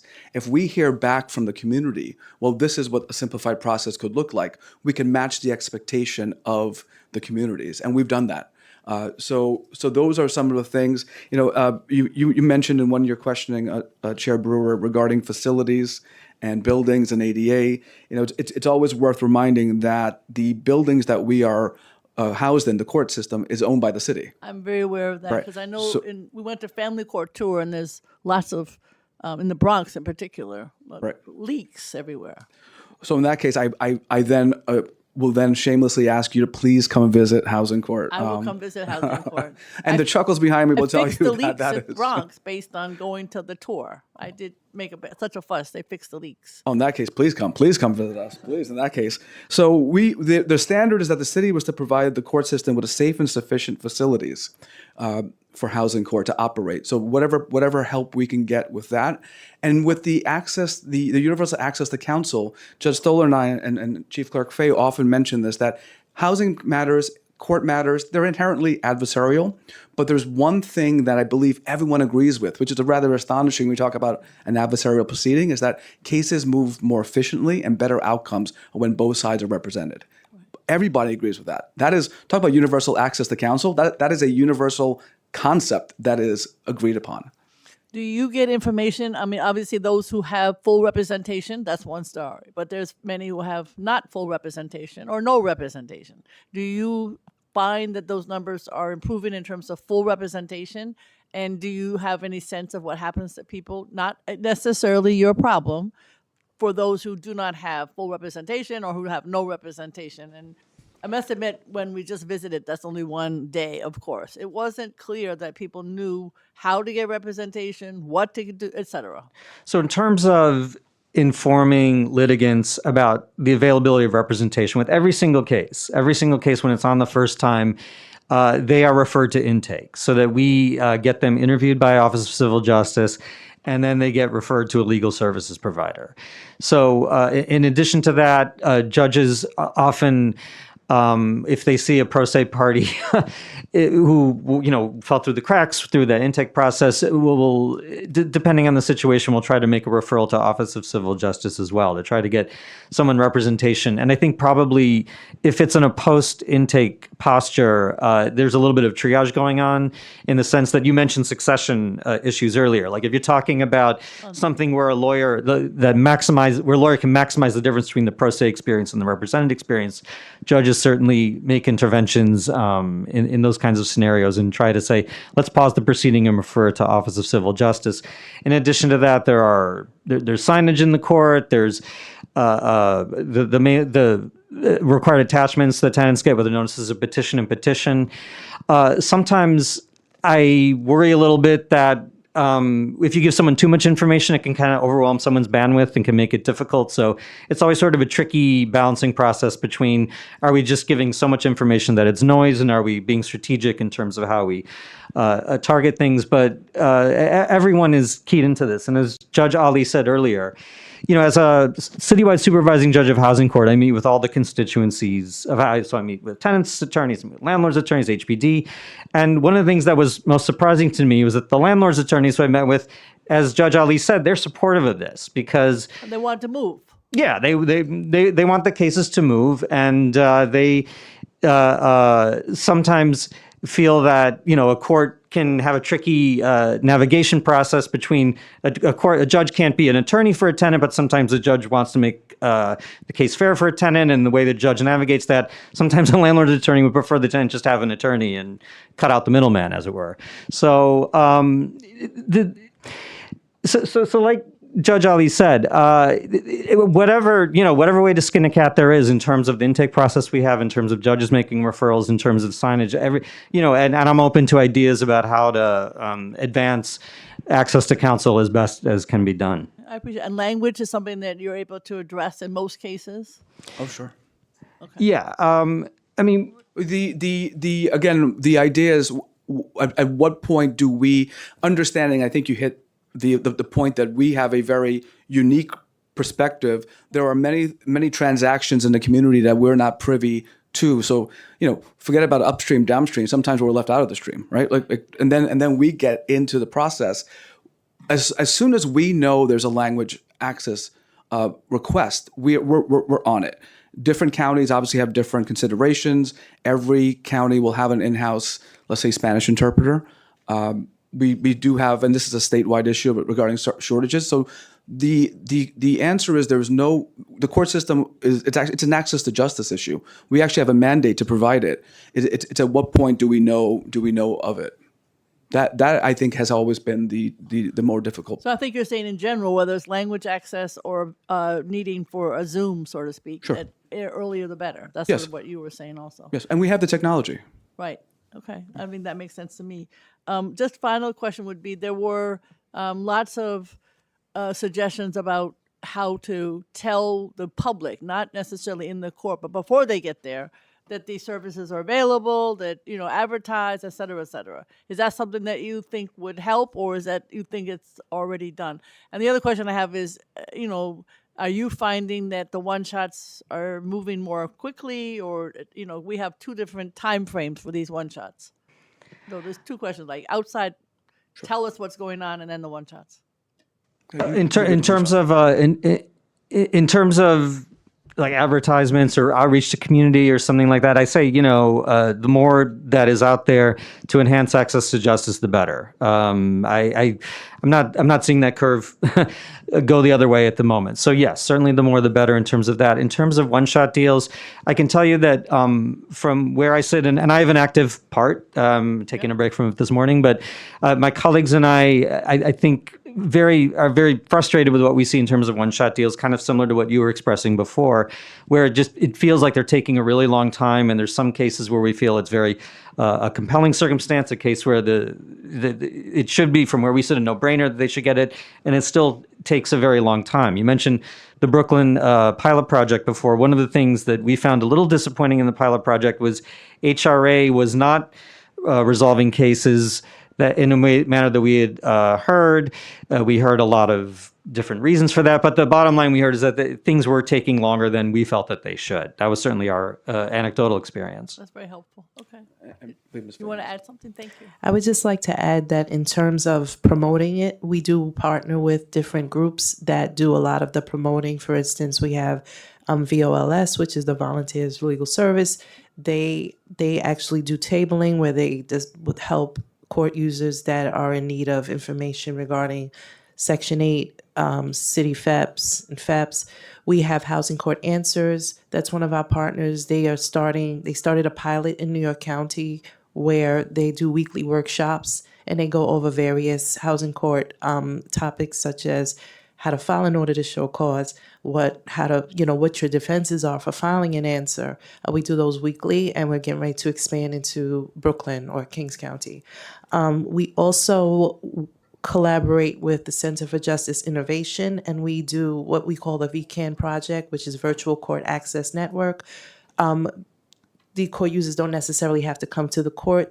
We have a site in our Harlem courthouse that is not that where people can come in and file an answer without coming downtown. We also have one in Red Hook where they can file an answer for a Kings County case without coming downtown. They can apply for a one-shot deal. There's an HRA representative there.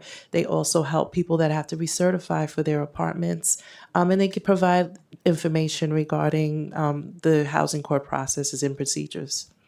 Councilmember Brewer, just to add to that, we are so interested in outreach because we believe that the more everyone knows, tenants, any court user, we get better outcomes.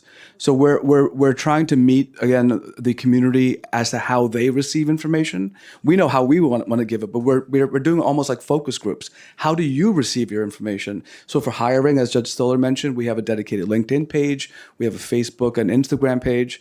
I'm going to show my ignorance in technology. I don't know what goes beyond that. And we also go conventional, like meeting the community, going to community board meetings, different forums. So any way possible, the more we can message out, the better I think it is. Thank you very much, Councilmember Krishnan. Thank you so much, Chair Brewer. It's good to see you all, Your Honors. Judge Ali, very nice to see you too. And appreciate all your work. I have a couple questions, and I apologize. I had to step out for a phone call, but if this was covered already. But I think one of the biggest issues with housing court is it's just overwhelming, as you all know, the number of cases that come in. But it is Supreme Court for so many people. It's the highest court they'll often ever see, and it's affecting where they live, whether they can stay in their home or not, and you all know this very well. So I just had a couple questions. One that's a little bit off topic, but we're not often graced by the presence of the judiciary here, so I do want to take that liberty when I can. And so one question that's sort of related is it still the case that in housing court, I know it was in the past, there are numerous non-payment eviction parts, but only one courtroom for affirmative cases, HP cases, 7A cases. Is that still the case for each borough? First, short answer, yes. And I just, as a housing court judge, want to express my appreciation for equating this with Supreme Court. So thank you for that. All promoted here. Sure. I just want to talk about the HP staffing for a minute. The means by which we decide which parts go to HP cases and which parts go to other cases is based on the data. So if we have, 5% of the cases are HP cases, 5% of the judicial staff will do that. Sometimes that's waxed and waned. So for example, I was in the HP part in New York County in 2019, and the volume of cases we had coming in was not enough to justify a full part. So part of the week I was doing trial part work, part of the work I was doing HP part. In Kings County in, I think, 2021, we had more HP cases coming in, so we adjusted that. So there was some HP cases going to an HP part and spillover HP cases going to a different part from another judge who was doing other things. And I think in Kings, the way the staffing is now, I believe that's something similar. So the HP cases are going to the HP part, and other cases going to the HP part go to a different part. So it really depends on the data. The way that it works out in terms of the number of cases versus the number of judges, it does roughly work out to one HP part per county the way it's done right now. I wonder if there's any thought that could be given to looking at that again and finding ways to expand it, because when you have one courtroom for the whole borough, sure, where tenants can go and get repairs, heat and hot water issues, the backlogs are tremendous. And I think a lot of times even it does two things. One, I think for the tenants who are attending court, they're waiting very, very long days, hours, months for conditions to be fixed, where the statutory timetable can't even be complied with because there's the courts just can't move quickly enough. And that's especially true in emergency cases. And then, second, obviously, I think that may also affect the number of cases that are, like, I understand it's based on proportion, but I would be willing to bet that there are tenants that don't bring cases because they're so frustrated, and many times they're, for HP cases, they're not represented by counsel, like right to counsel. They're bringing their own, or if they have lawyers too, the wait times, having to take off from work to wait so long in courtrooms all day. I think that probably deters people from bringing cases, and I just wonder if there's a way to look at, expanding the number of affirmative parts that are there to give tenants more opportunities. They're playing defense on the eviction cases that are brought, but if they have serious issues in their building, they're at a fundamental structural disadvantage in bringing those cases when there's only one courtroom for the whole borough. So I'm certainly open to any kind of conversation about that. And I just want to talk about a couple constraints. So when an HP case is started, we automatically order HPD to inspect the apartment and come back. Because of the volume of inspections that HPD has and staffing levels of HPD, it usually takes a minimum of 2 weeks before HPD can go out and inspect. Once HPD inspects, it takes another certain interval of time, usually about 2 weeks after that, for the inspection report to come into the court part. Now, while that builds in kind of a 4-week delay from the commencement of the case to the return to the case, there's good news at the end. And that good news is Multiple Dwelling Law 328.3 says that HPD inspection report is automatically admissible. It's on the browser. Anyone with a web browser can look at it, and it's prima facie proof of the conditions. And what that means is that on the very first day that a case is returnable, and I believe you're a former legal services lawyer, so you know that litigation sometimes takes a while, right? I mean, there's discovery, there's the motion practice, whatever. One of the things that Multiple Dwelling Law 328.3 and New York City Civil Court Act 110 make unique about HP cases is you can get the final resolution of the HP case on the very first day. Final resolution being an order to correct violations. Now, in practice, that does not necessarily resolve the case because landlords don't always comply with orders to correct, so there's remedies that follow. But the delays that are, I think, inherently built in, and unless something changes with the way that HPD staffs their their stable of inspectors, or the way that they're able to get the inspection reports back to the court, you sort of are always going to have that delay at the outset, with kind of the reward at the end being that. And I've given trainings on HP actions to my colleagues who are judges, and we tell them in the trainings, you should be doing orders to correct the first day, because, like you said, these delays are there, so that is something that should be happening. And probably to the extent you have litigation in that part, it should be more about, did the landlords actually comply with it or not? And the extent to which you have motion practice about that can sometimes really determine the question that you're talking about how best to allocate judicial resources so that we can assure that housing standards are maintained. Councilmember, just to add, and if you didn't feel it, Judge Stoller's enthusiasm for this area of the law, we are well represented by his wisdom as supervising judge. But as to the operational question you asked, trust me when I say we look at the operational side multiple times a week. Because before we get someone coming to us saying, why is there a delay, we ask ourselves, why is there a delay? All of our judges are trained to handle the HP matters, and we look at where we need to meet the needs. So at any moment, we can shift cases around. So if you're able to, if you know this from maybe your district or litigants, let us know. Yeah. If we're not seeing it in a way that we could see it, but you're seeing it in a different way, let us know, because we could. There's no operational barrier that's one part, one county, and that's it. We can never touch it. Yeah. We can slide it where the need is. And I appreciate that too. I would just urge you all to, and I'm happy for us to have further conversations about it as well. It's just where the courts are and what's happening on the ground. what's happening on the ground is far outpacing the needs of the courts or the ability of the courts to move as quickly as possible. And I say it, even as, being a legal services lawyer before and practicing in housing court and just knowing the extensive delays.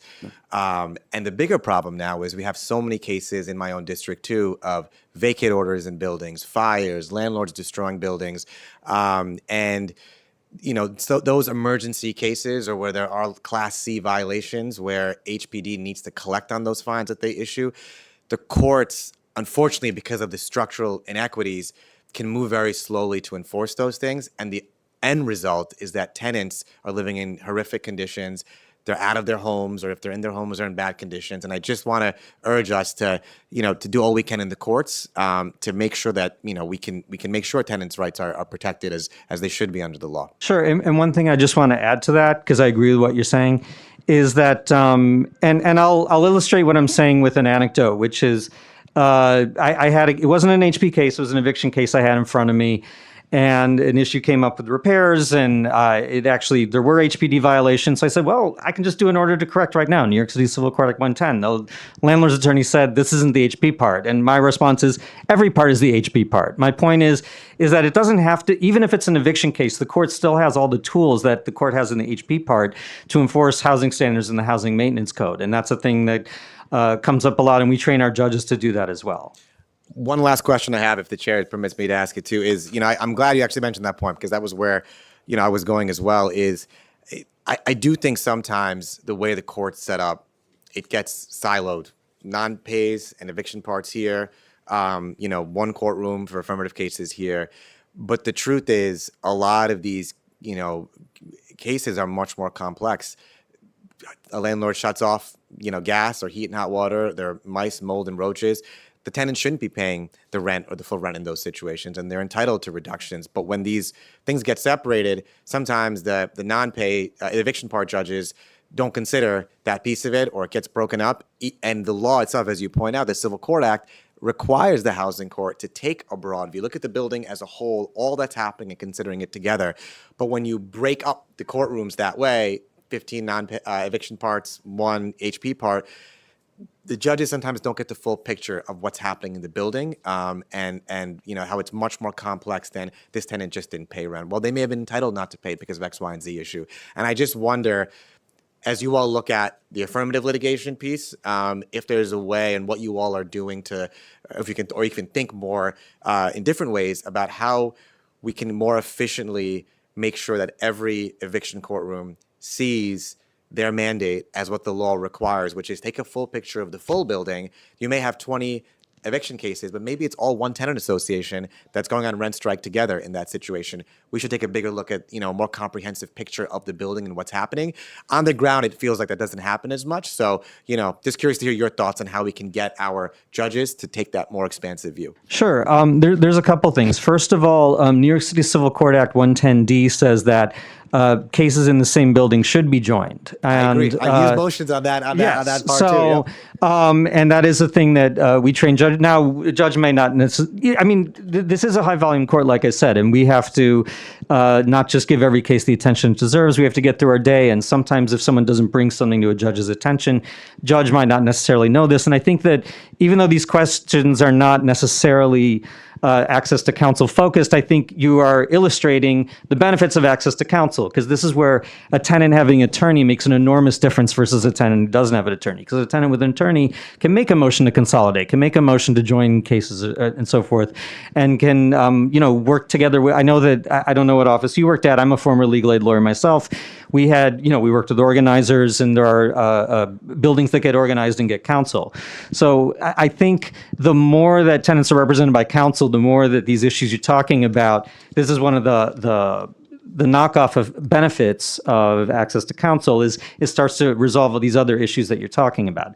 In the absence of that, Real Property Actions and Proceedings Law 746 has specific requirements about what judges are supposed to ask in terms of allocating stipulations with tenants, and repairs is one thing that judges are required to ask about. And when we're up for reappointment, the law requires our compliance with that statute to be a part of what the Housing Court Advisory Council considers with that. Even before the amendment of RPAPL 746 to say that, we were always training our judges to do that. Now, if there's an individual judge who isn't doing what they're supposed to do, one of the downsides of being a supervising judge is I'm kind of like the complaint department. So if I get complaints about judges, and sometimes those complaints certainly have merit. So if a judge is not complying with the statute in terms of asking about repairs or whatever the case is, let us know. I think that we work hard to train our judges so that they do that and they look out for that. Sometimes, obviously, when you're talking about high volume court, law of averages, not every single case is going to come out like that as the way it should, and there are remedies for that. So I encourage you to, I have an open door, let us know, communicate with us.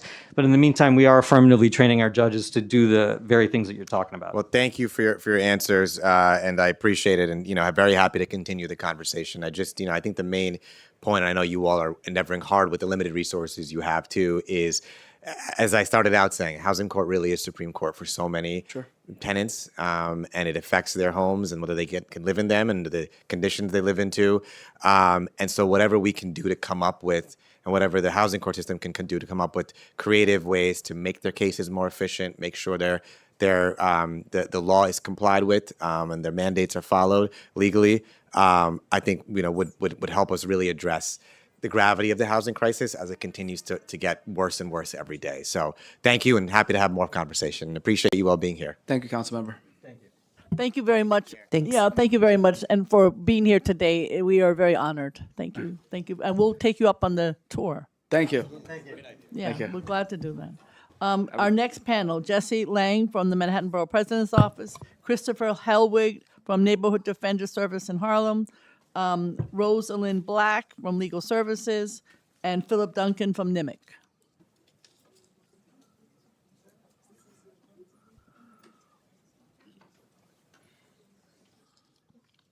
Thank you.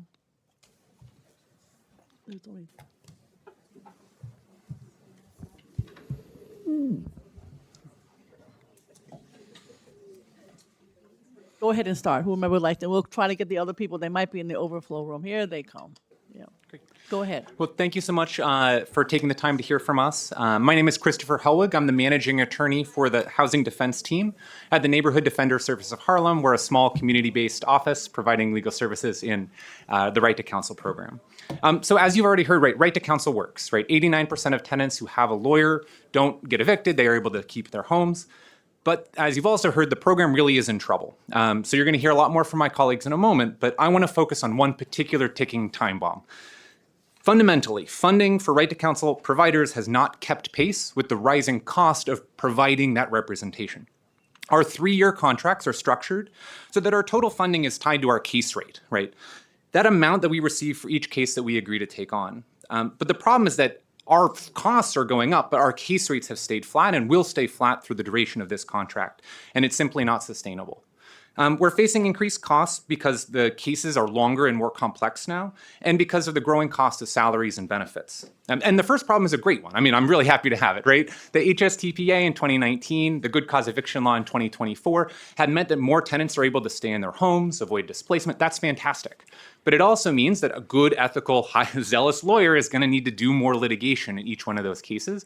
And just like we heard from the IBO a moment ago, right, there's been a 4-fold increase in the number of cases that roll over from one year to the next. And the current contracts don't account for that at all.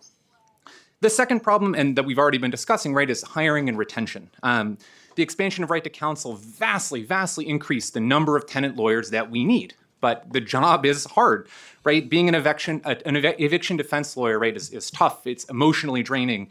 It's super complicated, and the kinds of laws you need to be able to grapple with are a high level. It's a Supreme Court.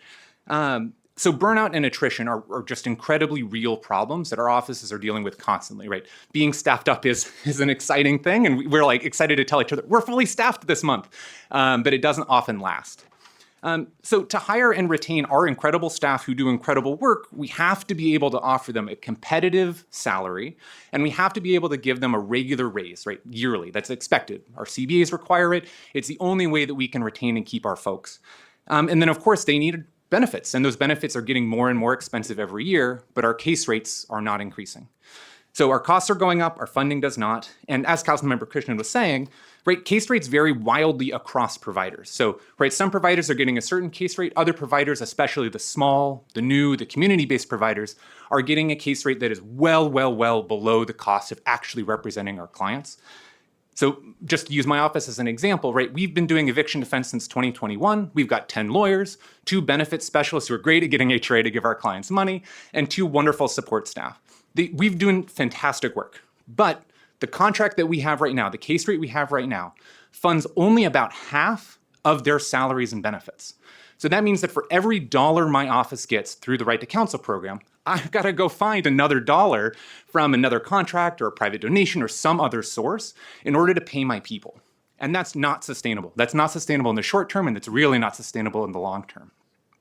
And so my ask, my proposal, is that the city, and I know funding is something we talk about forever and it's not always a solvable problem, but we have to do something about it. We can't wait 18 months. Because in the next 18 months, it's going to be the smallest, it's going to be the newest, and it's going to be the community-based providers who have that local knowledge that are going to feel this crunch, that are going to fold, or that are going to say, we simply can't afford to provide a right to counsel in our neighborhood anymore, and they're going to have to walk away from this program. And that would be an absolute tragedy, and that's the kind of thing that will move us so much further away from a real right to counsel. Thank you. Thank you very much. Who's next? I'm Rosalind Black. I'm Rosalind Black, the Citywide Director of Housing at Legal Services NYC. For over 50 years, our organization has been fighting poverty and seeking racial, social, and economic justice for low-income New Yorkers. And for over 50 years, we've also been protecting tenants at risk of eviction and fighting for tenants' rights. Thank you for holding today's hearing to shine a light on the Right to Counsel program. I'm going to focus my comments on the need for the city to substantially increase Right to Counsel funding so that every eligible tenant receives representation in their eviction proceedings. Since at least 2020, providers have been sounding the alarm that while Right to Counsel is an amazingly effective program, the funding level has left tens of thousands of tenants each year without lawyers. The disparity has only continued and increased over time. In June, we finished the first fiscal year of 3-year contracts between providers in the city, where Right to Counsel was set to be funded at $136 million a year. And we understand the average case rate paid to providers was about $4,100 per case initially when the contract started. So this means that at most 33,000 cases per year can receive representation by attorneys. And while 33,000 may sound like a large number, the IBO report that came out starkly underscored the disparity between the demand for services and services funded, with that report finding that 50,000 tenants are eligible for Right to Counsel representation each year. So this guarantees that at least 1/3 of eligible tenants will navigate housing court alone. But in reality, due to that $4,100 case rate being insufficient, as my colleague discussed, the numbers are much more dire, and only 1/3 of the tenants get representation. I'd like to share a story of the impact of this disparity. A client of one of our agencies, Ms. G's first court date of her eviction case, she met a lawyer she thought would represent her. Because of funding and staffing limitations, however, the provider had to turn her away. So on the very next appearance, she agreed to pay money she didn't have or lose her home. When she inevitably couldn't pay, she got a marshal's notice of eviction. Her story would have ended there, but she had the good fortune to access a community intake for another provider, an intake not funded by Right to Counsel. There, she learned that the money she allegedly owed was owed by Section 8, and she never should have been brought to court in the first place. Armed with this information, she was able to save her home, but she suffered through 6 unnecessary court appearances and a near eviction.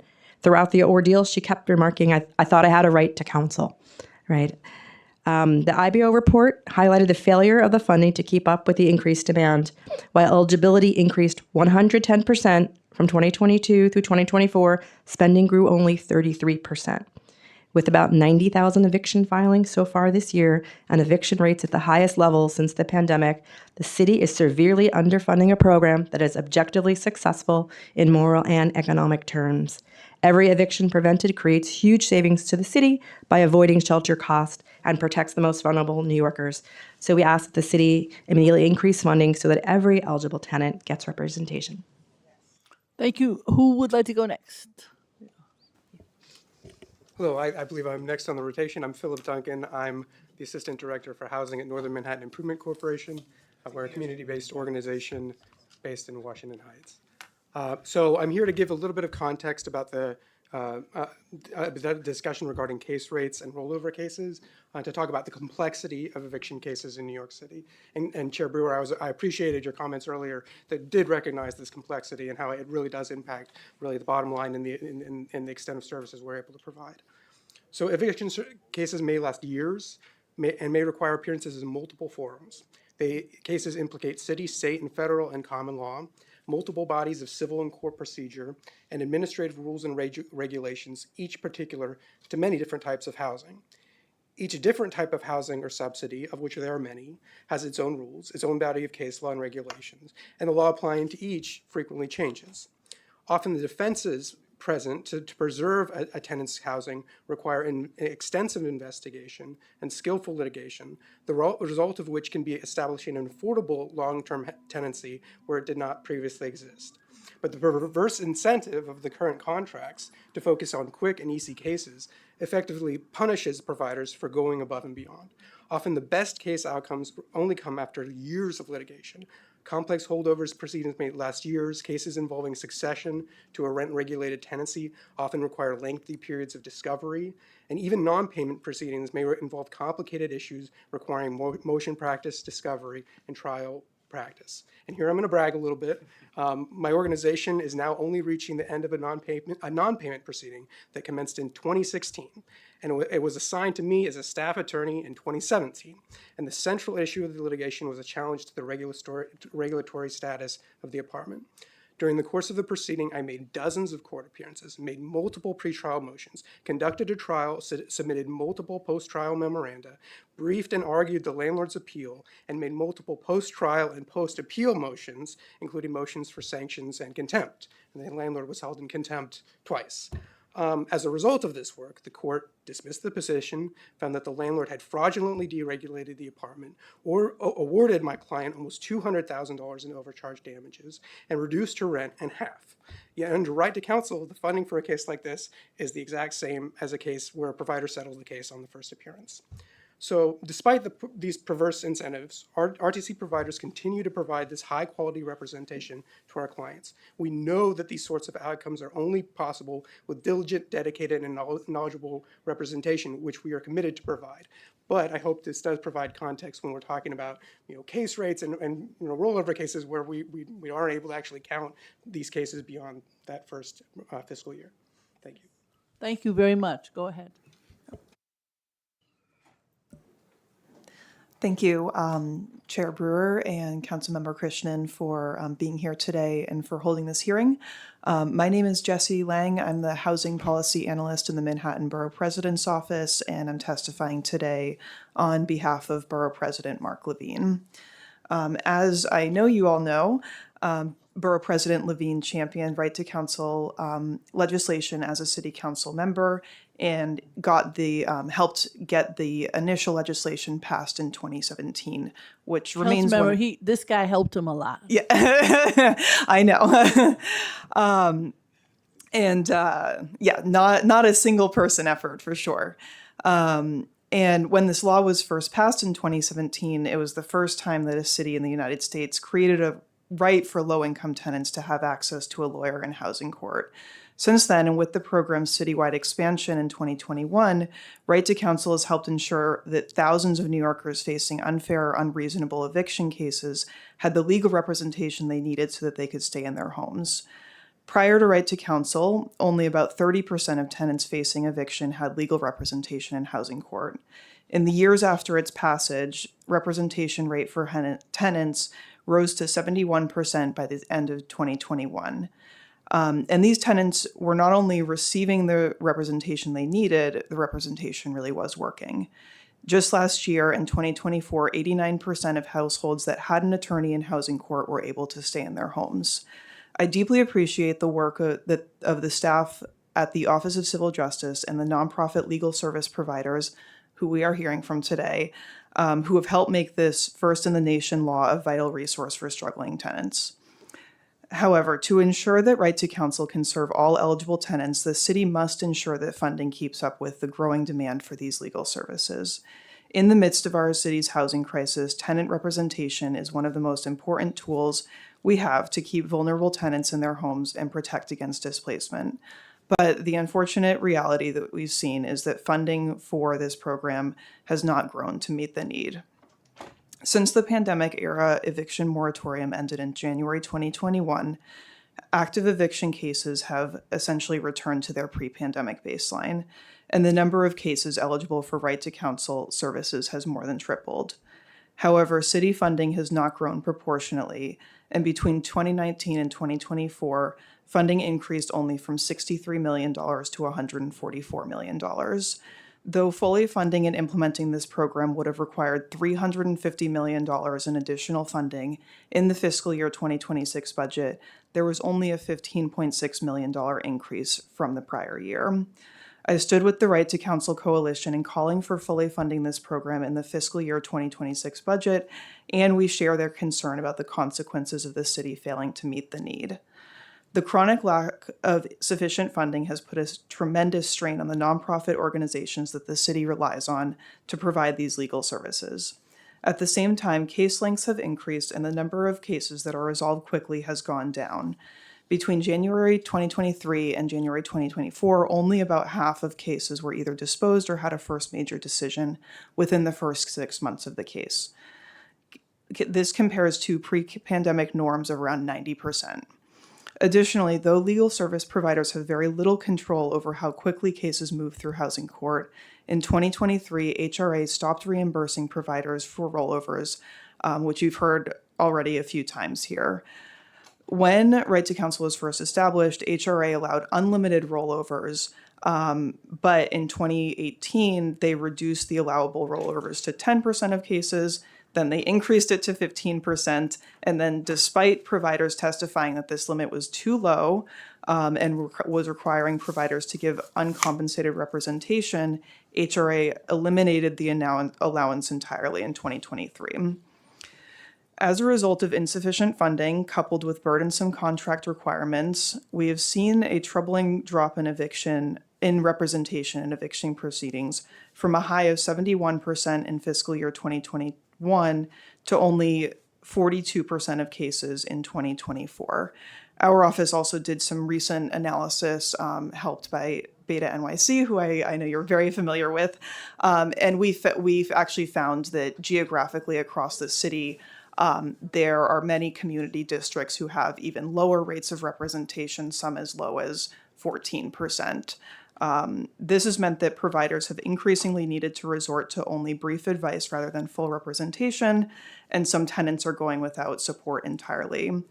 The brief advice is helpful in some circumstances, but it cannot replace the need for full legal representation in court. Moving forward, the city must do more to ensure that access to legal representation and help prevent unfair and unnecessary evictions. First and foremost, this means dramatically increasing funding for the program. The city must also work with nonprofit legal service providers to ensure that existing and future contracts provide enough resources to hire and retain lawyers and other essential staff. This will allow tenants to receive full representation and will help reverse the reliance on brief advice, which we know should only be used sparingly. In addition, HRA must revisit the contractual limitation on rollover cases, which prevents lawyers from serving clients whose cases stretch beyond a single fiscal year. As our city continues to navigate the worst housing crisis in its history, legal representation is an essential tool for keeping people in their homes. New York City led the nation when we passed Right to Counsel in 2017, and since then, it's made a difference for thousands of vulnerable tenants. Now the city must make sure that we fully fund the program so that it can continue to provide the representation that tenants so badly need and deserve. Okay. Thank you for holding this hearing, and I look forward to working together, and I'm available for any questions. Thank you very much, and thank you for Borough President, soon-to-be Controller's support on this issue, and along with his compatriot here, Councilmember Krishna. Thank you all very much. We're really serious about following up, so thank you. Thank you. Our next is Jerome Fearson from Bronx Works, Alfred Toussaint from Canva, Jonathan Fox from New York Legal Assistance, NILAG, and Joanna Lane from Legal Aid.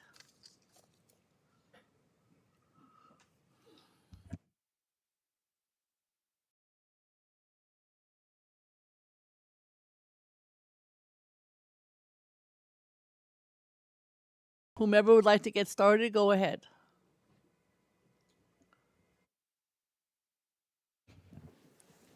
Good morning. Yeah, good morning, council members. My name is Alfred Toussaint, and I am the Director of Housing at Canberra Legal Services. We have offices in Brooklyn and Staten Island. I'd like to comment briefly on something that we spoke of earlier regarding the 10% penalty that's imposed on providers who fail to meet their deliverable milestones. The current iteration of the Right to Counsel contract contains a penalty for providers who cannot meet 100% of their contract goals. Such providers are ineligible to receive 10% of allocated funding, and OCJ may reduce funding to those providers in future years. Operationally, the city only reimburses 90% of providers' expenses until and only if it determines that the provider achieved its performance milestones, and this review occurs only twice during the contract year and well after the expenses have been incurred. This method of implementation unduly burdens the nonprofit providers who are incurring these actual expenses in real time. The uncertainty of this 10% funding also makes it impossible for organizations to do the necessary planning for investment in staffing, hiring, retention, and to combat the plan for attrition.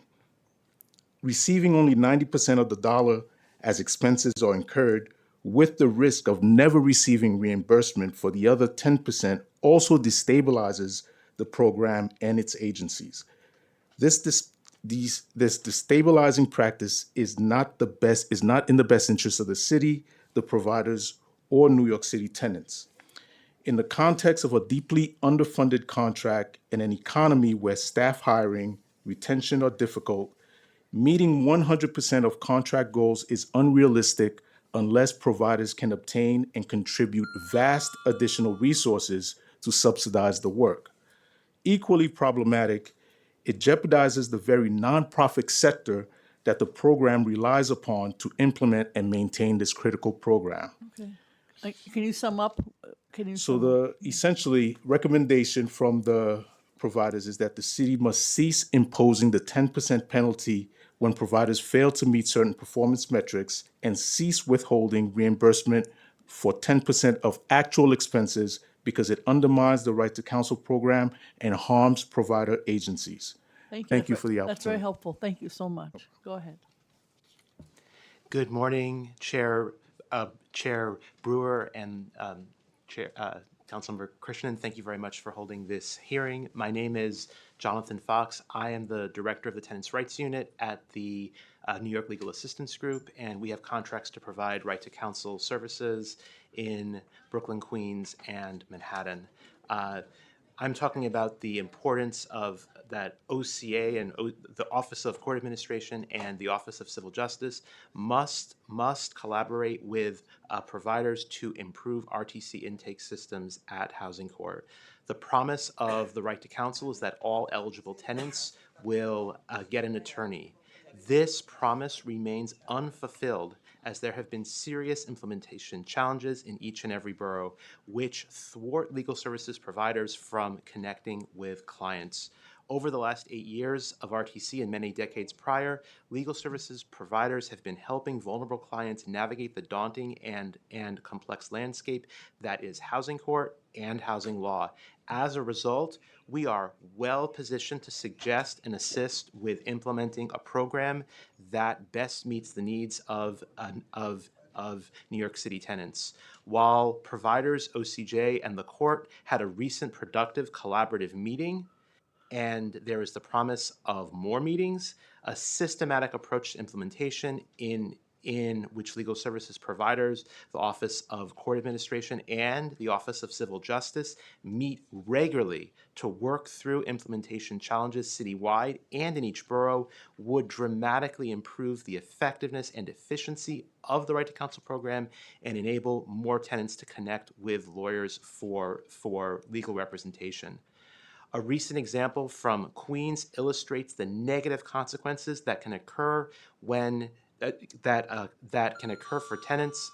I'll just sum up briefly. So my written testimony has examples from each of the different boroughs. Queens was particularly frustrating because we were switched to virtual intake with almost no notice, and it is resulting in a sharp decrease in the number of limited English proficiency tenants that we are able to connect with. And so, tenants have to scan a QR code to get to their first court appearance, and there's no language accessibility in that QR code scan. So it's a really problematic thing for someone who is of limited English proficiency, who they're at particular risk of eviction and have additional other challenges. And so it would have been great if the legal services providers had been consulted before this program this virtual intake was decided, but it was a very decided and announced thing, and we're sort of dealing with the ensuing chaos that's happened after that. Thank you very much. It was one of the questions I had that I didn't go into fully, was asking of the city. But so we know about this case, and that's a fixable thing, for God's sake, that they should be able to fix. I mean, okay, thank you. That's very helpful. And all these suggestions we're going to take very, very seriously. And I think you could see from the judges who were here that they do want to make a difference. But you have to pound them with what the challenges are. I'm good at pounding.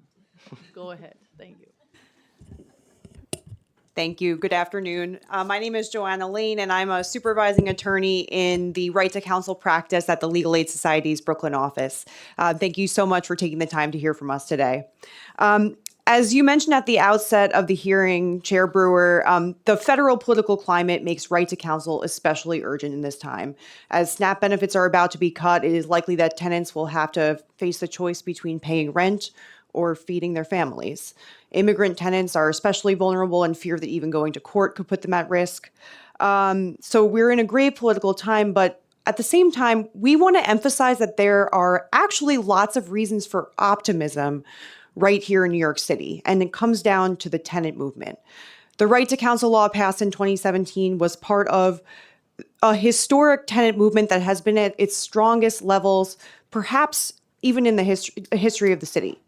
In addition to right to counsel, we now have excellent state laws to protect tenants and curb displacement, among them the Housing Stability and Tenant Protection Act of 2019 and the Good Cause Eviction Law of 2020.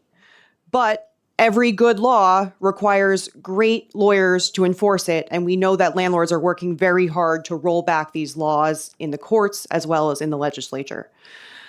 So the city must fund right to counsel so that this historic opportunity to seize on what the tenant movement has accomplished doesn't slip through our fingers.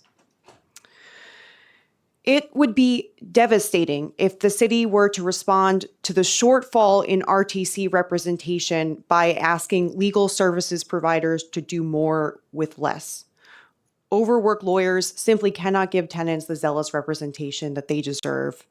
And I know this because I lived it. Before I became a supervisor, I was an overworked staff attorney with 6 new cases per month and over 70 active cases at any given time. My colleagues and I were missing defenses, making mistakes, and burning out and ultimately leaving our organizations. I'm very proud to say that the Legal Aid Society took the caseload crisis seriously, and in response to a 2023 study conducted by a working group of OCA, Legal Aid reduced the monthly caseload to no more than 4 new cases per month.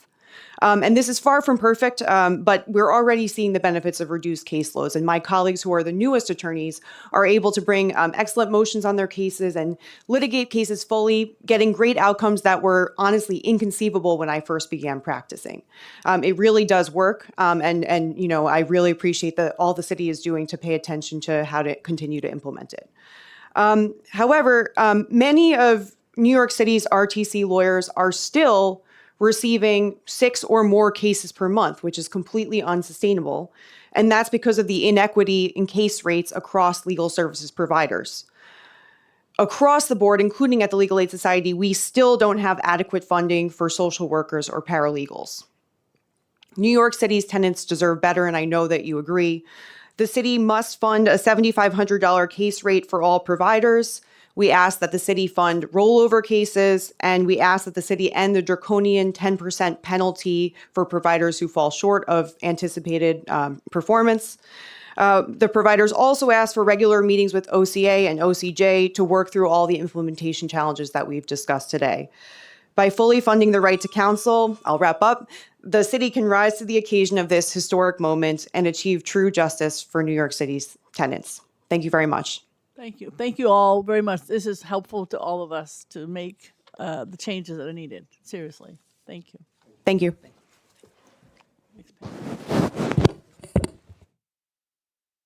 Jenny Laurie from Housing Court Answers. Adekia Kaplan, Right to Counsel, talking about. Peter Estes from ANHD. And Dan Evans from Goddard.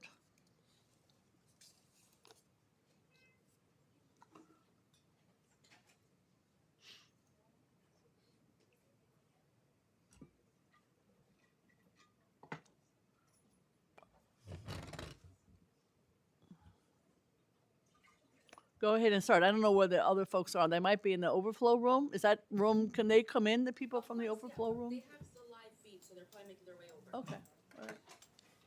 Should I start? Yes, Or please, yes? Jenny, go All ahead. right. All right. Thank you, Councilmember Brewer and Krishnan, for being here today, and thank you, Chair, for holding this hearing.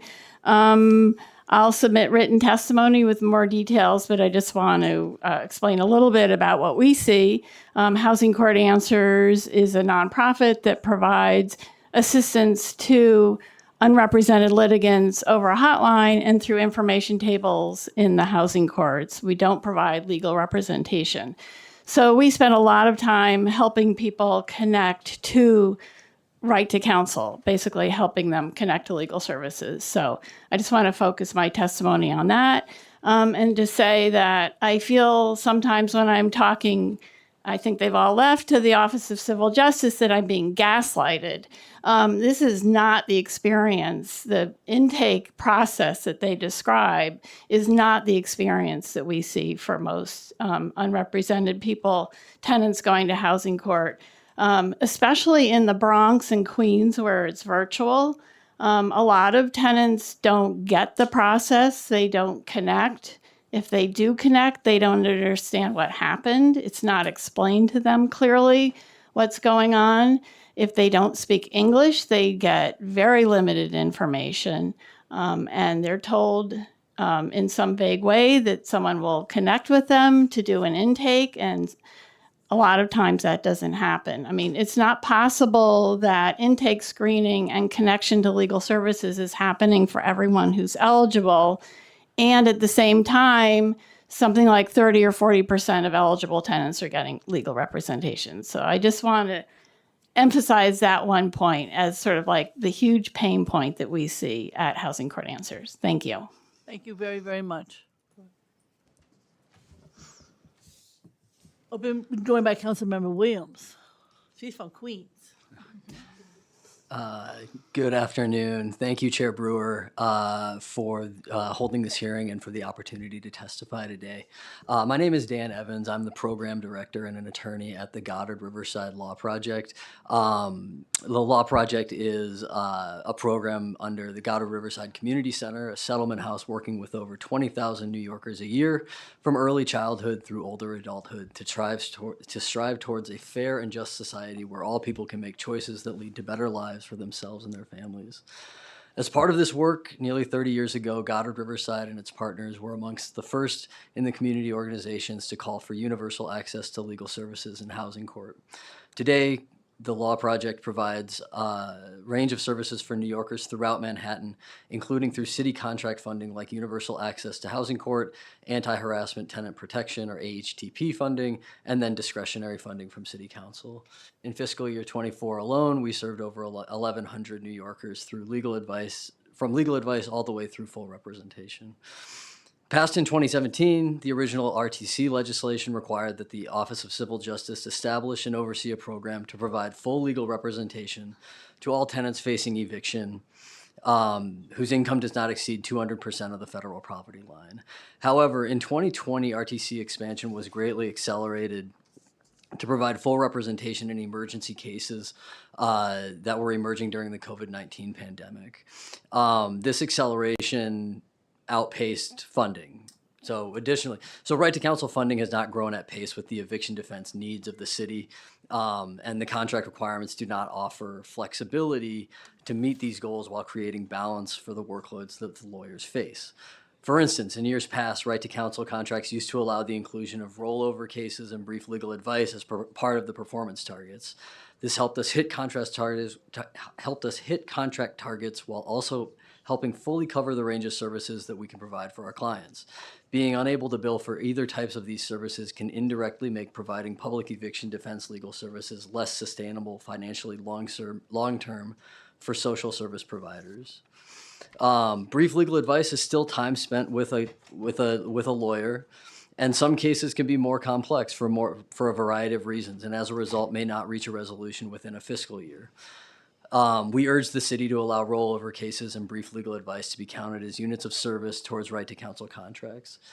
In addition, while right to counsel is supposed to provide services for all clients up to 200% of the FPL, the contract is not funded well enough for service providers to take on every case that qualifies. When tenants do receive full legal representation in housing court, most are able to avoid eviction and remain stably housed. Without the proper funding increases or flexibility to handle the high volume of eviction defense cases New York City is currently facing, service providers are often incentivized to take on some of the easier eviction defense cases in order to meet case caps. And I'll wrap up by saying we greatly support the Right to Counsel initiative in New York City and believe the city's ability to work with tenants and housing legal service providers to strengthen this right so that every tenant who needs one can access a tenant eviction defense lawyer. Thank you for the opportunity to testify. Thank here you. today. Thank you for all your housing clinics. Of course. Go ahead. Good afternoon. You got to push the button. Thank you. There you go. Good afternoon. My name is Adalki Capellan, and I'm here with Khadija Hussein. We're from Right to Counsel. Thank you for the opportunity to testify about New York City's Right to Counsel law. The Right to Counsel Coalition is a tenant-led coalition that formed in 2014 to disrupt housing court as a center of displacement and to end eviction crisis threatening our families, neighborhoods, and homes. After a hard-fought 3-year grassroots campaign, we made history. New York became the first city in the nation to establish a right to counsel, RTC, for tenants facing eviction. Since then, RTC's success has been undeniable. Evictions have plummeted. Landlords sued tenants less, and 84% of tenants who had an RTC attorney stayed in their homes. RTC has also helped establish a more just case law, lowered rents, stabilized apartments, and forced landlords to make repairs. Evictions do more than just displace people. They harm health, employment, education, and entire communities. Study shows that RTC prevents those harms. One recent study found that access to counsel reduces adverse birth outcomes among Medicaid-insured mothers, showing that evictions present also a matter of public health. We also know that eviction disproportionately impacts people of color, especially Black women and children. With 1 out of 8 children in New York City experiencing homelessness, the stakes could not be higher. When properly implemented, RTC prevents eviction, keeps families housed, and strengthens communities. But today, the Office of Civil Justice, OCJ, and the city agency charged with enforcing RTC is failing to meet its mandate. Since January of 2022, more than 107,000 households has faced eviction alone, and the majority of them were eligible for RTC. Thousands of New Yorkers are being forced from their homes, being denied their rights, and losing cases they should have won. This is a violation of due process and a moral failure of the city. OCJ exists because of tenants organized and won this right. Under the de Blasio administration, OCJ worked collaboratively with the courts and our coalition to enforce local law 136. They were transparent, responsive, and committed to uphold RTC. Under the Adams administration, OCJ has been retreated from that role, capitulating to the court's position instead of enforcing tenants' rights. The city must act now to fund, enforce, and strengthen RTC. So 1, fully fund right to counsel. Local Law 136 is not fully funded. While the city has increased funding over time, the current funding levels still do not cover the full costs. Legal service providers face untenable caseloads and unsustainable retention rates. To meet current demand, city must increase RTC funding by at least $350 million immediately to ensure that every eligible tenant there's still other points I would want to make. Eligible tenants have zealous representation. Establish a mechanism to adjust funding as the volume of cases changes. Plan proactively for higher costs when the number of cases increases. 2, ensure OCJ's effective oversight and partnerships with tenants to strengthen RTC. OCJ is required by law to hold annual public hearings and release annual reports on RTC implementation. Under the Adams administrations, those reports have been delayed and hearings have been postponed and held virtually, limiting the public access and transparency. OCJ must resume in-person annual hearings on right to counsel, release timely public reports each year, meet regularly with our coalition, not just with contracted legal providers, to ensure RTC implementation addresses the needs of tenants facing eviction. OCJ once again act as an advocate for tenants, not an arm of the court bureaucracy. Number 3, uphold tenants' rights in housing court. The tenant must do their part to reduce the volumes of eviction cases on court calendars so that the number of cases matches the capacity of legal service providers. Work with OCJ to ensure that all eligible tenants receive their right to counsel as they are entitled to. Adjourn cases when there's no RTC attorney available until a tenant secures counsel and their attorney has the adequate time to prepare. 4, support statewide right to counsel. Expand RTC to cover all tenants of New York City and across the state. Require courts to notify tenants of their right to counsel and provide information on how to connect with an attorney. Mandate adjournments until tenants have secured counsel. If these rules had already been in place, the crisis we face in New York City today would not exist. Right to counsel keeps New Yorkers in their homes, and it's one of the most effective anti-displacement and anti-homelessness tools the city has ever had. We are calling for New York City Council to be RTC champions and to publicly defend tenants' right to counsel. In summary, we would add $350 million to the city's budget to fully fund RTC, hold OCJ accountable for enforcing. We got it. Thank you. I just want to make sure, but thank you so much. And you're going to submit that? Online, yeah. Thank you very much. Thank you. Very helpful. Go ahead. Okay, it's on. Great. I want to echo the comments that all my colleagues on this panel have made so far. Thank you, Chair Brewer and the members of the committee for the opportunity to testify today on the Right to Counsel program. My name is Peter Estes. I'm the Senior Housing Policy Associate for the Association of Neighborhood and Housing Development. For Neighborhood and Housing Development, every time. Alongside many of our members, ANHD was part of the campaign to pass the Universal Access Law that established the city's Right to Counsel program in 2017, and we continue to support the work to realize the law's full potential.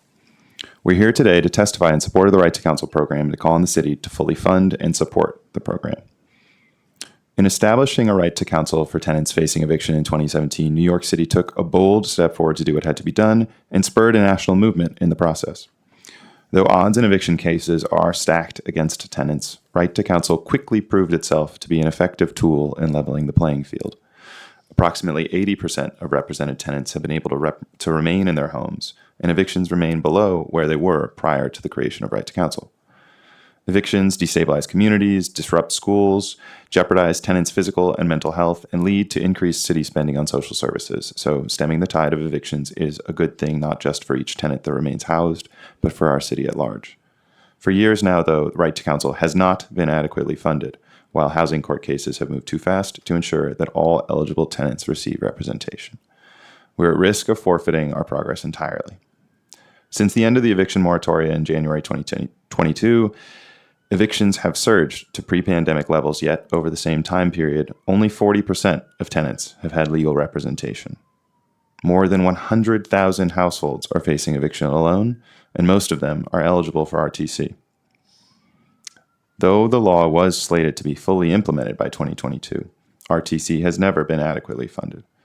As need grows, we must provide robust funding to hire and retain enough attorneys to represent all eligible tenants. And so ANHD joins the RTC NYC coalition in calling on the city to fully fund right to counsel by adding at least $350 million to the annual budget. In the short term, it's essential that OCA paces cases deliberately to allow all tenants a real opportunity to secure an attorney through RTC and to meet the broader promise of the law. Thank you. Thank you very much, Jenny. I have one question, which is, we heard from several people about the problems with online at Bronx and Queens. So is that something that people should have a choice? They don't have a choice. Well, they do. In the Bronx, they can come in and Judge Stoller's still here, Right. so he can correct me. So in the Bronx, they can come in and do the virtual appearance through a not Teams setup in the court, but not in Queens. So it's in Queens, it's as someone, I think Jonathan Fox described, a tenant gets a letter and there's a QR code on the letter and they scan that and connect.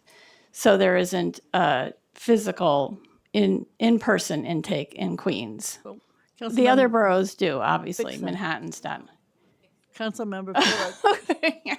But anyway, something to work on then. in Queens. I mean, you think like, I know everyone in this room can use a QR code and recognizes it, but that's not necessarily the population that's in No, housing I court. don't think everybody can, and language is always going to be. Yes, right. Interpretation is an issue.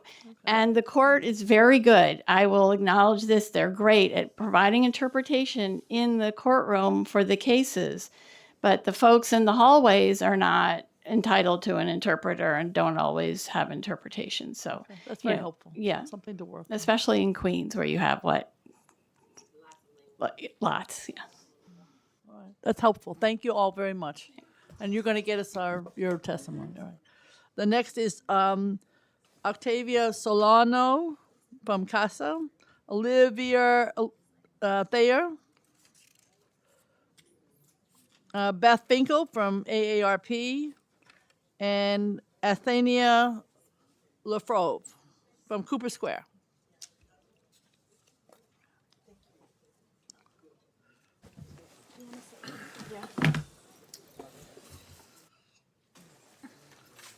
Whomever would like to go first, go right ahead.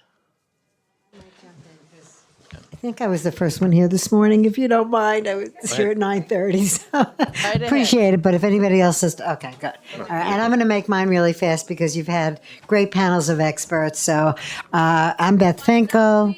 I'm the state director for AARP New York. Really appreciate this, Gail, for you to be convening this and the other members of the committee. AARP has 750,000 members in New York City, which is why we're here today, but we also represent the 3.5 million people that are 50 plus in the 5 boroughs. We worked very hard on the right to counsel law to begin with, and really, although we're pleased that it's in place, I'm glad that everyone here has brought up the ways that it needs to be improved and quickly. I'm not going to give you all the data on older adults because I know you know that really well. I'm one of them, yes. 50 plus. You only have to be 50 plus. I think that what's most important here is that a right without access is really no right at all. And I think if that's one message I want to get across to you, this is really important to me personally. My mother was displaced as a child by the New York City Marshals in the Bronx. She never forgot it her whole life. And it's heartbreaking that families have to go through this. So I just want to thank all of you who are experts who are out in the field and actually doing this, and just say that from AARP's perspective, this is incredibly important work, and just want to say thank you to all of us. Well, thank you very much, and thank you all the members from AARP who are here today. Yes, thank thank you, Gail. You were here raising early before me. Thank you. I was early. You were earlier. Thank you. Whoever would like to go next? Yeah, absolutely. We're actually Going to have a joint statement. we have a joint statement, so if it won't go much, but if it goes slightly over 2 minutes, please forgive us because this is our thoughts. It's just easier this way. We live together. Thank you very much, Chair Brewer and the committee for hearing us out. Yes. This is Estania Lefebvre. My name is Oliver Thayer, and we live in a stabilized unit in Manhattan under a shadow landlord who has made a post-pandemic hobby out of documented harassment, negligence, and for over a year now, dragging us to court repeatedly. At the courthouse, the line of people waiting to go through security to face eviction wraps around the entire block. All of us are defendants in a city that currently has 150,000 open HRA violations. That's as of this morning. Before seeing a judge, most of us will be speaking to the plaintiff's attorneys in the chaotic hallways, isolated and defenseless. We are the hardworking New Yorkers, diverse in ethnicity and backgrounds.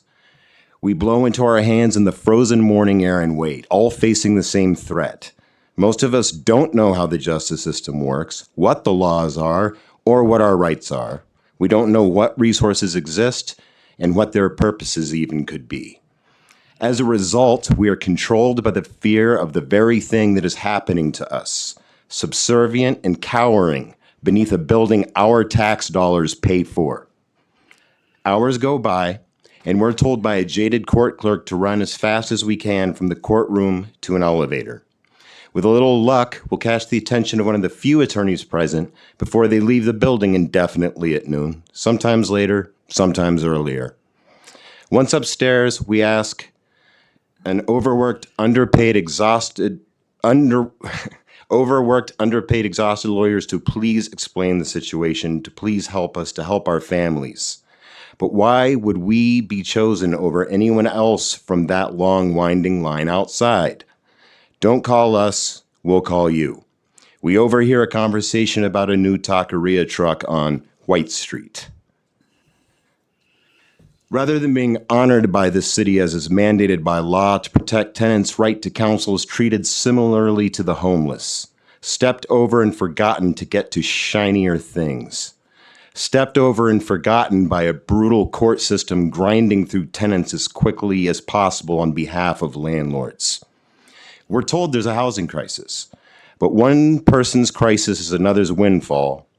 So whatever you do, if you are a tenant, thoroughly document all proof of landlord negligence, harassment, and financial fraud committed through an ever-shifting network of shell companies whose owners rely on and profit from the displacement of New Yorkers. Do you want to add? Can you want to add to it? Do you want to go ahead? No, I just agree with everything that he's saying. Yeah. And yeah. It was co-written. Yeah, so it's just like I'm just nodding my head in agreement. It's our Yes. co-statement that we've been going Yes, over. And this is the last little part. It's just that we've been going through this for about like a year, and it's like over a year and a half, and definitely the statement is like basically a year and a half of like build up and things that we've been really wanting to say, and we're just happy to have this opportunity to finally say it. That's it. Thank you. We can probably try to follow up offline. There's one final sentence. Sure, go ahead. Thank you. Survival has a steep learning curve when our only resource is to be our own counsel in the face of those unwilling to be held accountable for a system they intentionally break, but they will not break us. Thank you very much. Thank you so much. Thank you. Go ahead.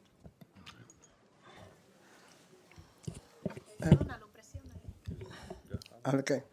Buenas tardes, mi nombre es Octavia, soy miembro del Comité de Casa y estoy aquí para verificarles los procesos que ellos tienen con colaboración con los abogados. Nosotros los inquilinos luchamos mucho para tener una vivienda accesible, especialmente cuando no tenemos el dinero para pagar la renta.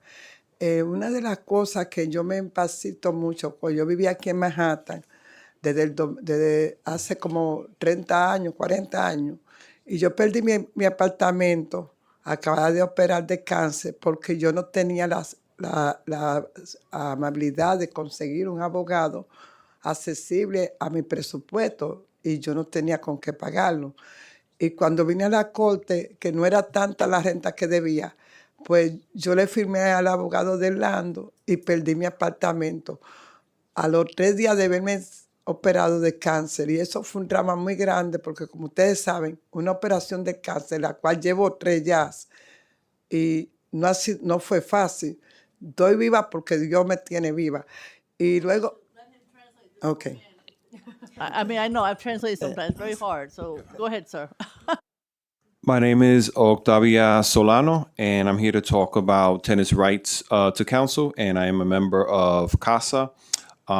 She started off by saying that before she lived in the Bronx, she lived in Manhattan for 30 years. At that time, she had an eviction case, but she didn't have an attorney, and she was suffering from cancer. She thus far has 3 cancer operations since then, and I'm going to stop there. I was trying to write more notes. Sigue la otra parte.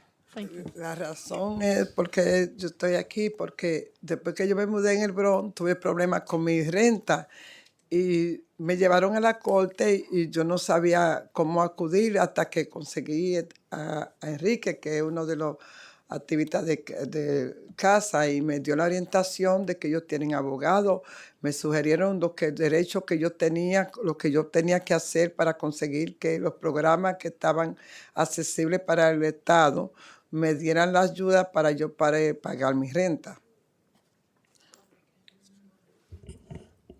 While I was living in the Bronx, I also was suffering from a housing court case, and she was able to discover CASA. She got connected with us, and she started learning about her rights and how she could get access to legal advice to be prepared for a housing court case and protect her home.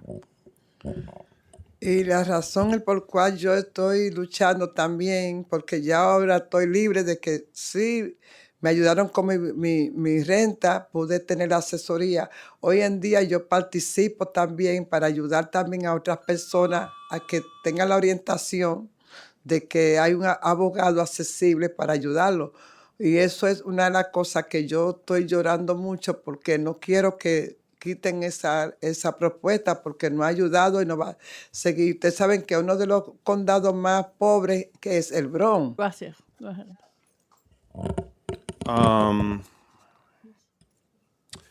She was saying that one of the reasons why I continue to fight is to help others that are facing the same situations as me. By not having an attorney, I want to make sure that everyone has the right to counsel, and that these programs can continue to exist so it can protect all New York City tenants. Thank you very much. Gracias. Thank you. Okay, gracias.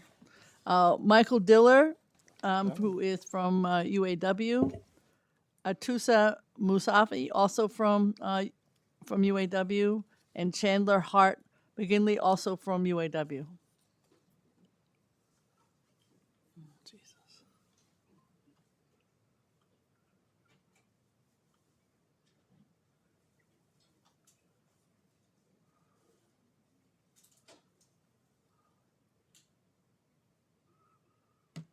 Are they here?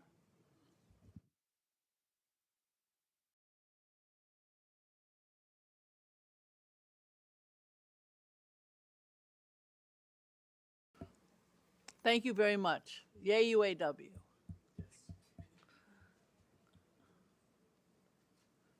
Sit anywhere you want. Anywhere that's good. Thank you.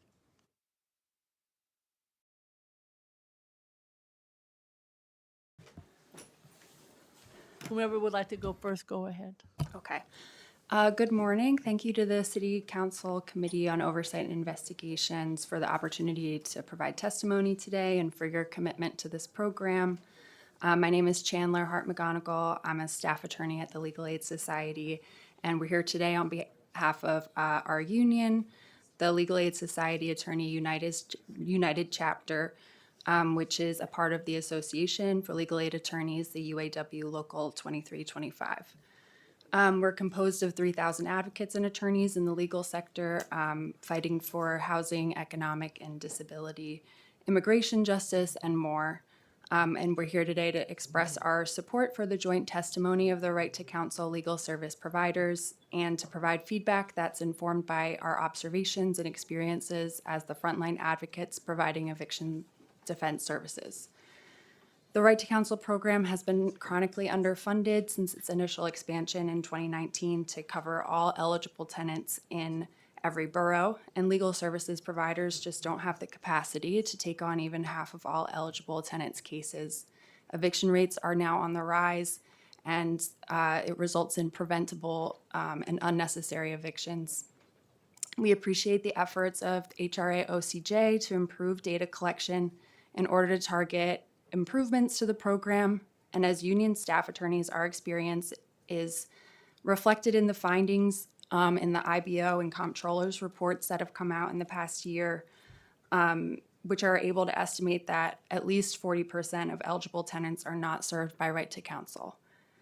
We are also pleased to hear a consensus evolving around the three important factors that can improve right to counsel, which seem to be upstream interventions, structural courthouse interventions, and of course, more funding so that attorneys can dedicate their limited time and resources to the cases that actually really do need intensive legal support. Staff attorneys and advocates believe in the potential of a true right to counsel, but now that there are still so many common patterns of preventable unnecessary evictions, like tenants who have paid all of their portion of the rent but are being sued or evicted for their Section 8 portion or a city FEPS portion that is not within their control or responsibility, tenants who have FEPS or city FEPS subsidies that have inadvertently stopped paying or been suspended temporarily for benefits issues.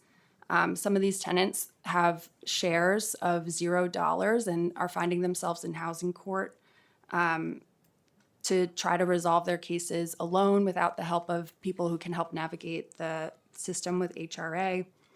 And cases where default judgments are taken or an easy one-shot deal could resolve a small amount of arrears. Thank you very much. Next. Thank you. We won't belabor the point, as you heard from many of the other providers, as well as the IBO and OCJ. The cases that we are now involved in far extend beyond 1 year. They're rarely summary in nature. And as other providers explained, the complexity of the cases that we see beyond non-payments and holdovers, resulting in whether or not subsidies are in play or rent regulation status and the various rules and laws that compound the necessary substantive legal issues. Obviously, the cases take far more time, but additionally far more resources. The attorneys on the front grounds, our front line who are doing this work, are not only doing the substantive legal work, they're also doing the advocacy work. They're liaising with community organizers, other nonprofits, charities and grants, as well as HRA, in order to assist clients in the most holistic manner to preserve their housing. The scope of our work as legal advocates extends far beyond appearing in court and filing motions and preparing for trial. Obviously, we're doing this extended advocacy, but we lack additional resources. We are often interpreters and social workers and paralegals and investigators on these cases as well. By expanding right to counsel to not only meet the scope so that all eligible tenants are actually afforded the opportunity and access to justice with full legal representation and not just brief legal services, we can ensure that those additional resources help the entire household, whether it be an individual or a household with minor children or adults, any eligible tenant within 200% of federal poverty line. One day, universal will mean truly universal. We are not yet at that day. I will also just say that the majority of the right to counsel attorneys and advocates are unionized, as Chandler already mentioned. The City Council has, obviously, the IBO made note of this when there are late payments on contracts. I believe the comptroller produced a report earlier this summer about nonprofit non-payment, or the contract terms are themselves limited to 3 years without progressive plans for when the imminent expiration of those terms fall on us, or the failure to fully fund the program at its outset or as the program continues and evolves really limits the success of the program to begin with. It impacts not only the staff who are already here and whether or not we're able to retain them, but it further impacts the ability to offer fair and competitive salaries that would attract new attorneys and new classes, because the majority of the tenant advocates and attorneys who are doing this work came here with a passion to defend the most vulnerable of New York City. Right? We do this work knowing that we will be underpaid and overworked, but we have to make it in such a way that the funding is sufficient to avoid the burnout so that it can fully reach its potential, because we do believe in the right to counsel model. We want to see it succeed, and it's within the power of this committee as well as the broader City Council to actually ensure its success, preserve housing. and preserve families. As Chair already mentioned, the effects of an eviction are traumatic. They're violent. There's rarely any way to recover from it. We were joined by a member of the community who addressed that issue as much. If right to counsel is to succeed, if it's to be a civil parallel to Gideon, the City Council has an obligation to fully fund it, to expand it further so that all cases can get not only full representation, but those triage cases that HRA has created those 3 potential avenues for, so that no one experiences homelessness, no one has to deal with the displacement and the long-term effects on their health. And the lack of funding for right to counsel is truly exacerbating a crisis that we can prevent. We know, we got that part. Yes, Thank you very we much. appreciate it. Thank you for the time. Thank you, go ahead. Thank you. I believe my colleagues covered. Thank you, Chair Brewer. My colleagues covered our materials, so I'm here in support of them, but thank you. Yes. Thank you very much, and thank you for your work recently. It was very appreciated. Thank you. Thank you for shouting out our efforts.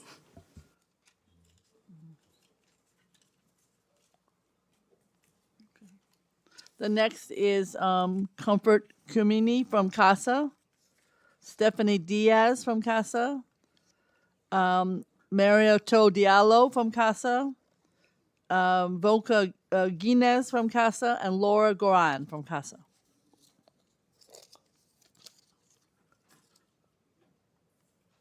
Everybody else in CASA too. Whomever would like to start. Oh, here comes everybody. Okay. Thank you. Whomever would like to start, go ahead.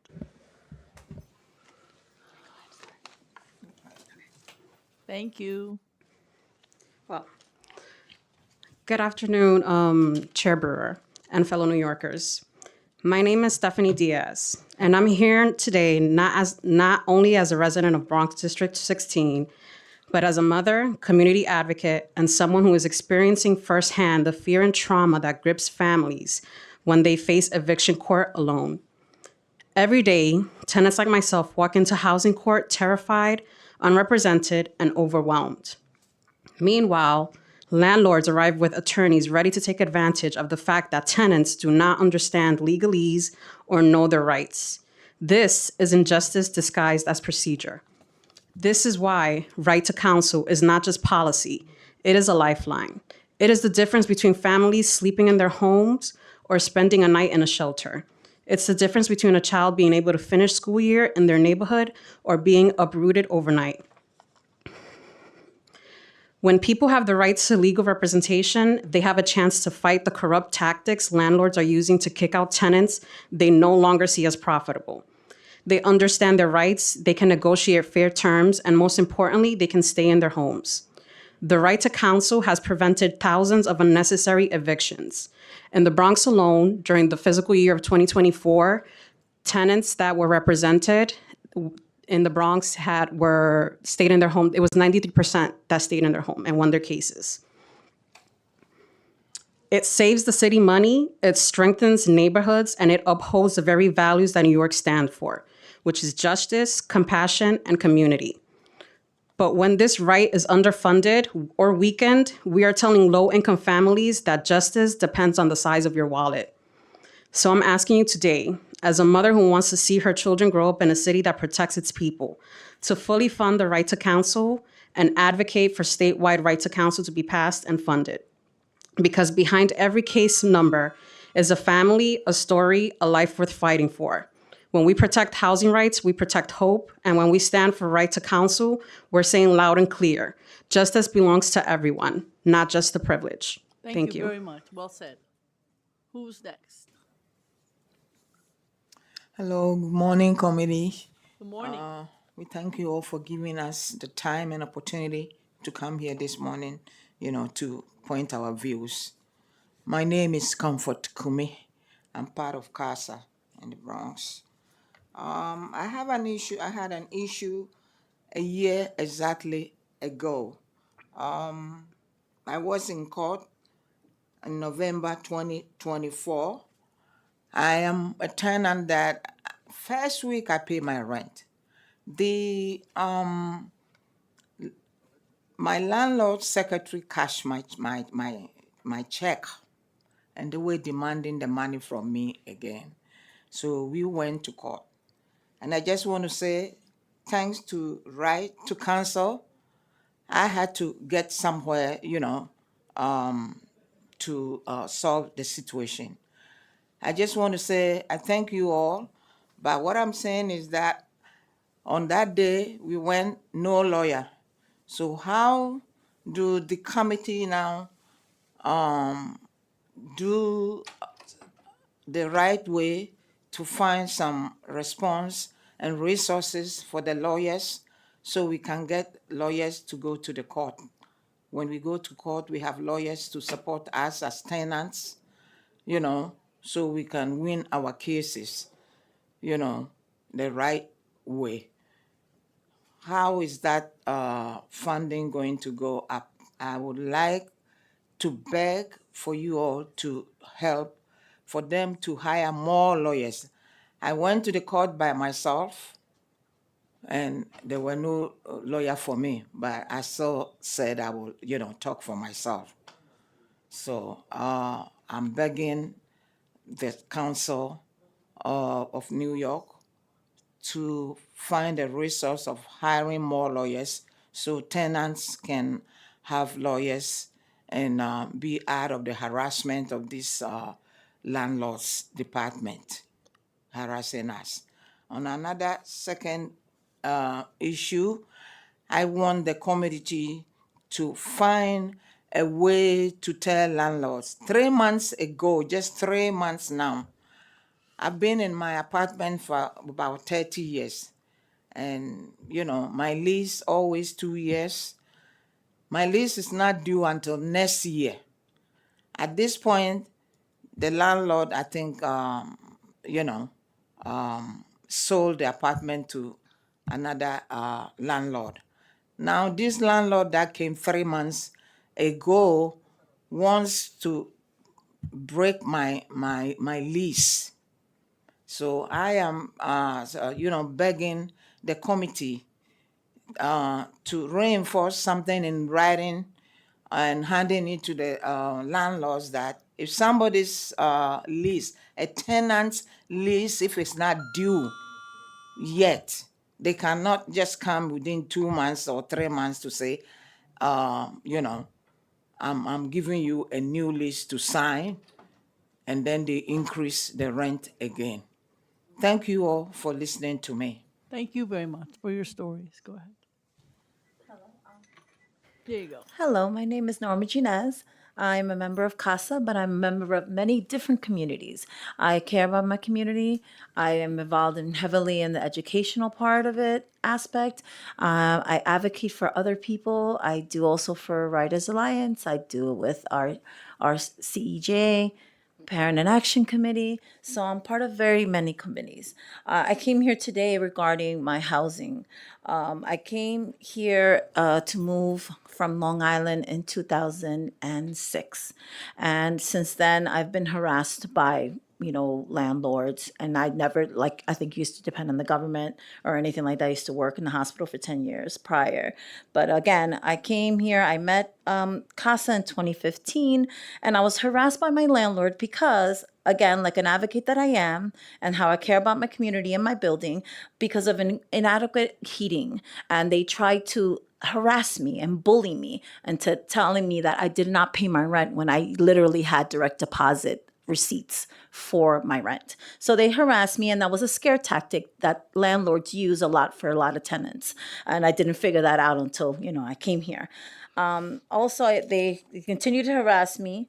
I was unable, thanks to these laws that are being in place, had I not had legal representation or organizations like CASA, where they provide legal counsel for us, I would have not been able to state my case.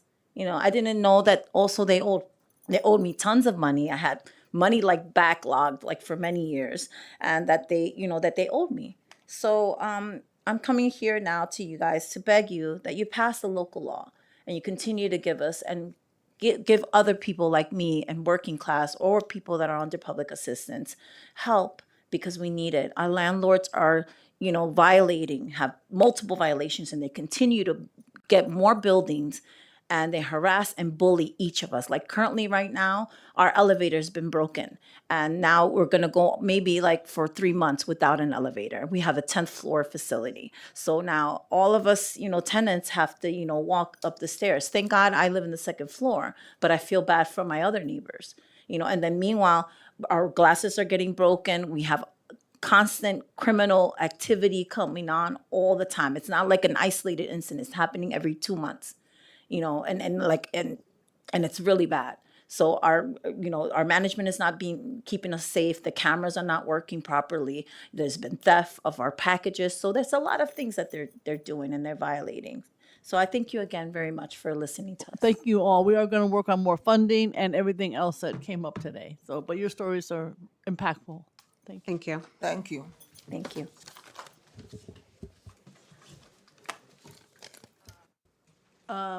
Public testimony. I now open the hearing for public testimony. I remind members of the public that this is a government proceeding and that decorum shall be observed at all times. As such, members of the public shall remain silent at all times. The witness table is reserved for people who wish to testify. No video recording or photography is allowed from the witness table.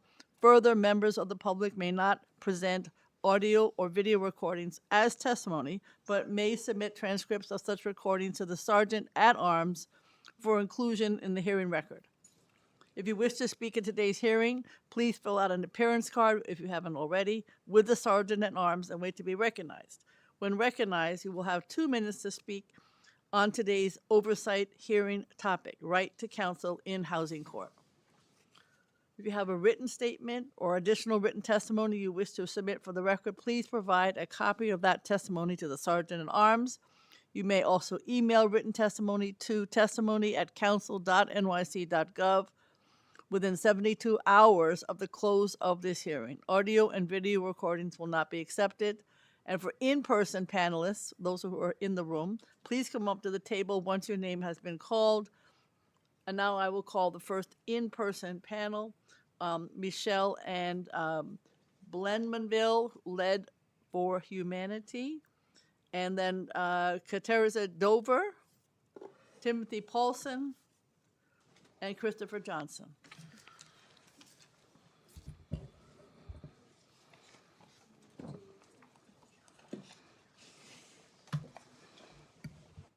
Thank you very much. Hello, my name is Michelle Ann Blomenville, and I'm a health educator for 40 years and an adjunct lecturer, NYU trainer, American Red Cross, and various amenity companies in the city.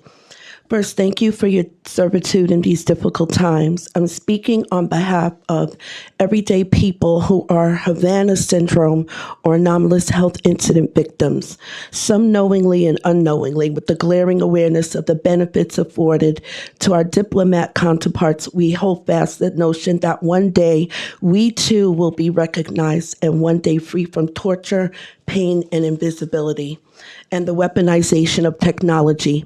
Havana syndrome includes remote access to the biology of a human being. Everyday people, Havana syndrome victims, is comprised of diagnosed Havana syndrome victims who have unlawfully been experimented on and endure targeting in various nefarious manners.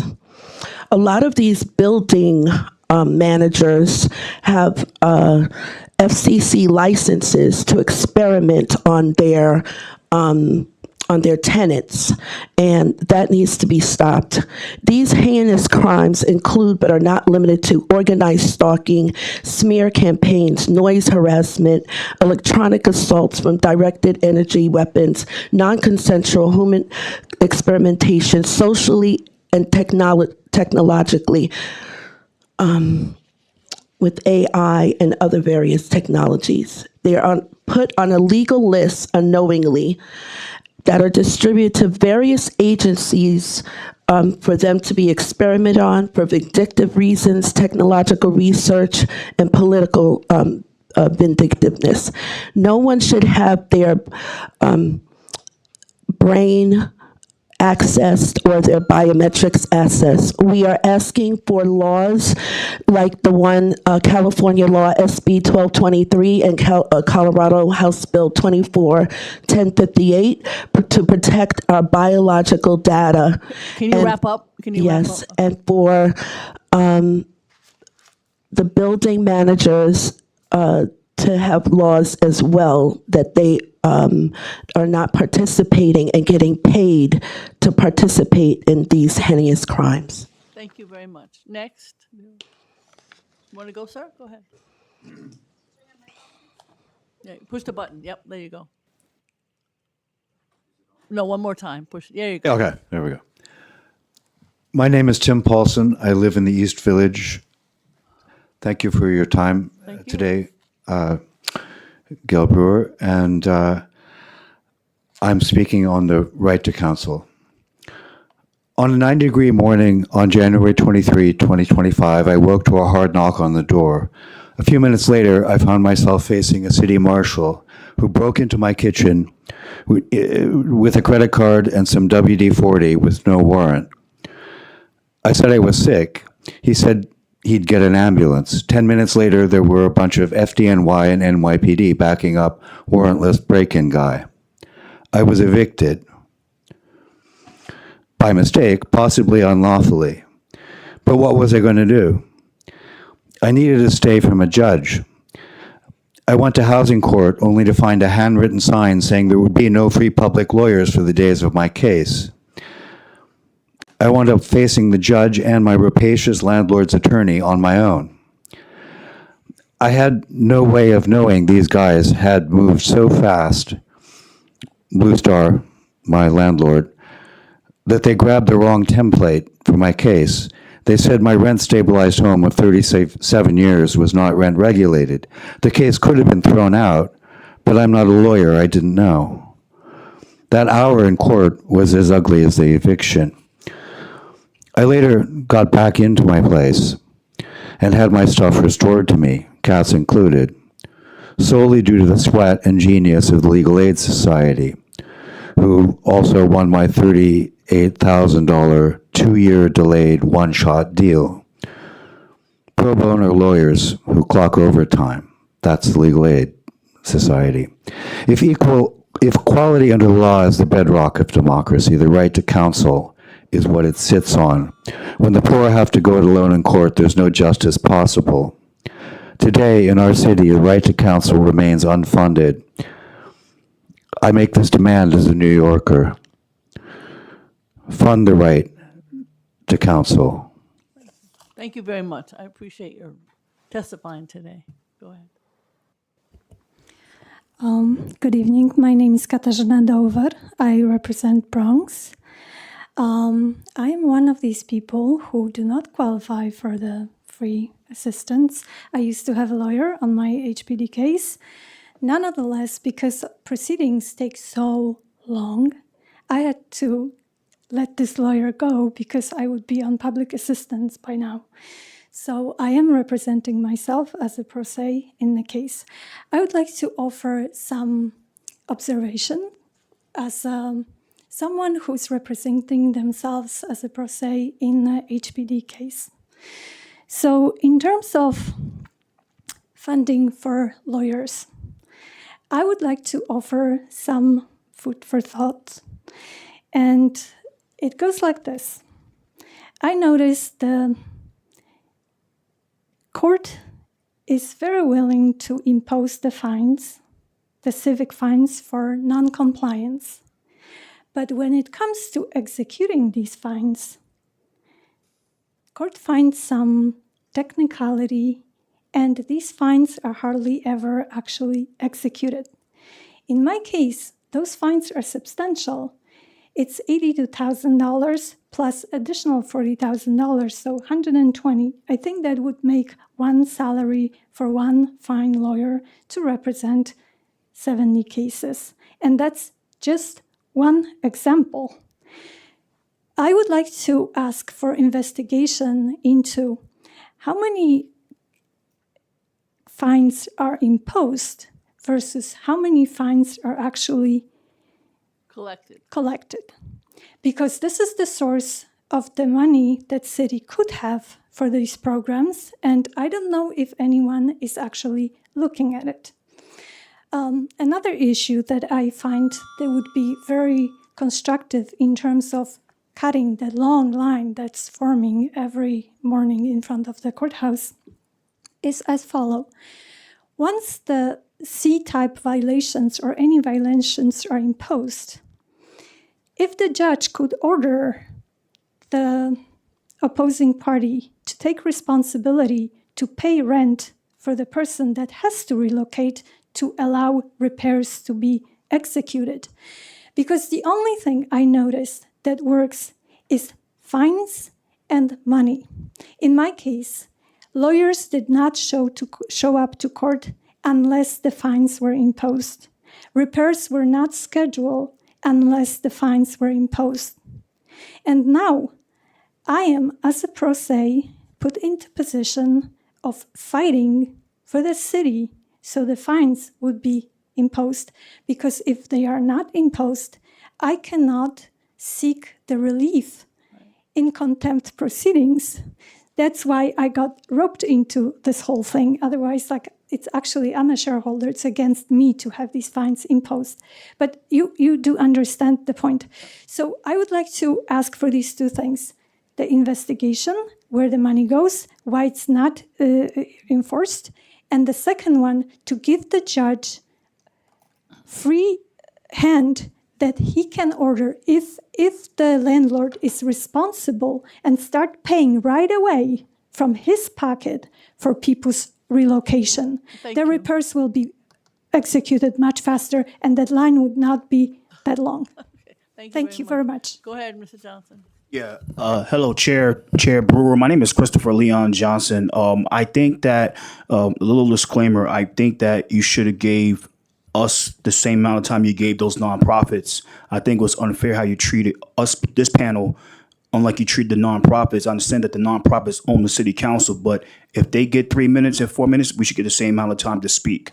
Especially that lady right there, she had a lot to say. You should have gave her the time to speak. That was wrong for you, Ms. Brewer. I want to make it clear that, look, I support right to counsel.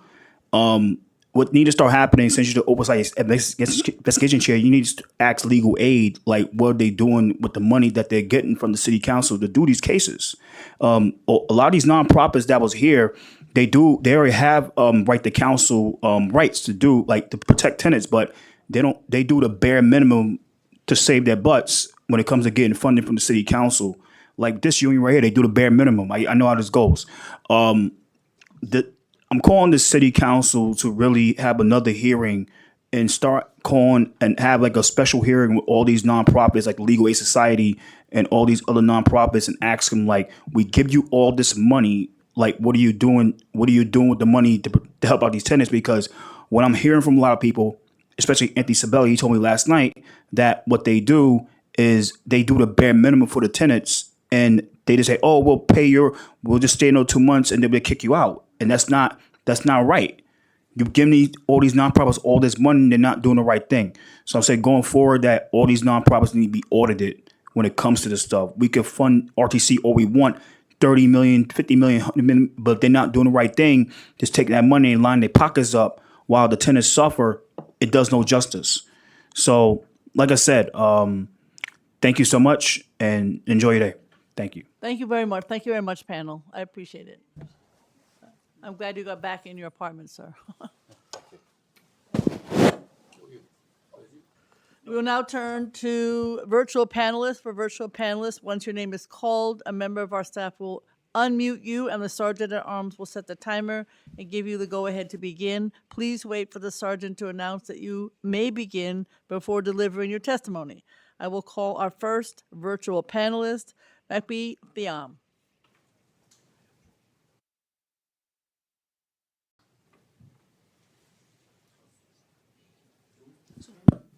Starting time.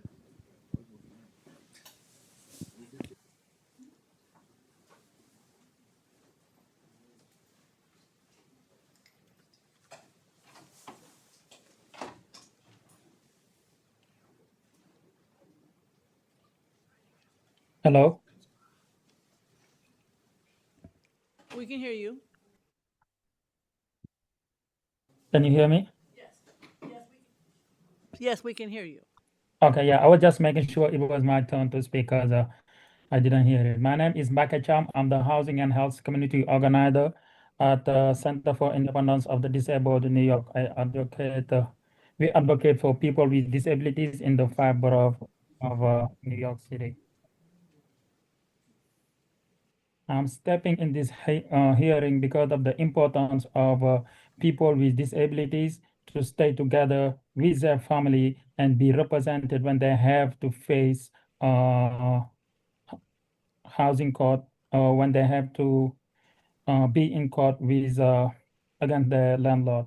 So it is also very important to us because we need to know about the program. People with disabilities need to know and understand their rights to be represented before being subjected to eviction.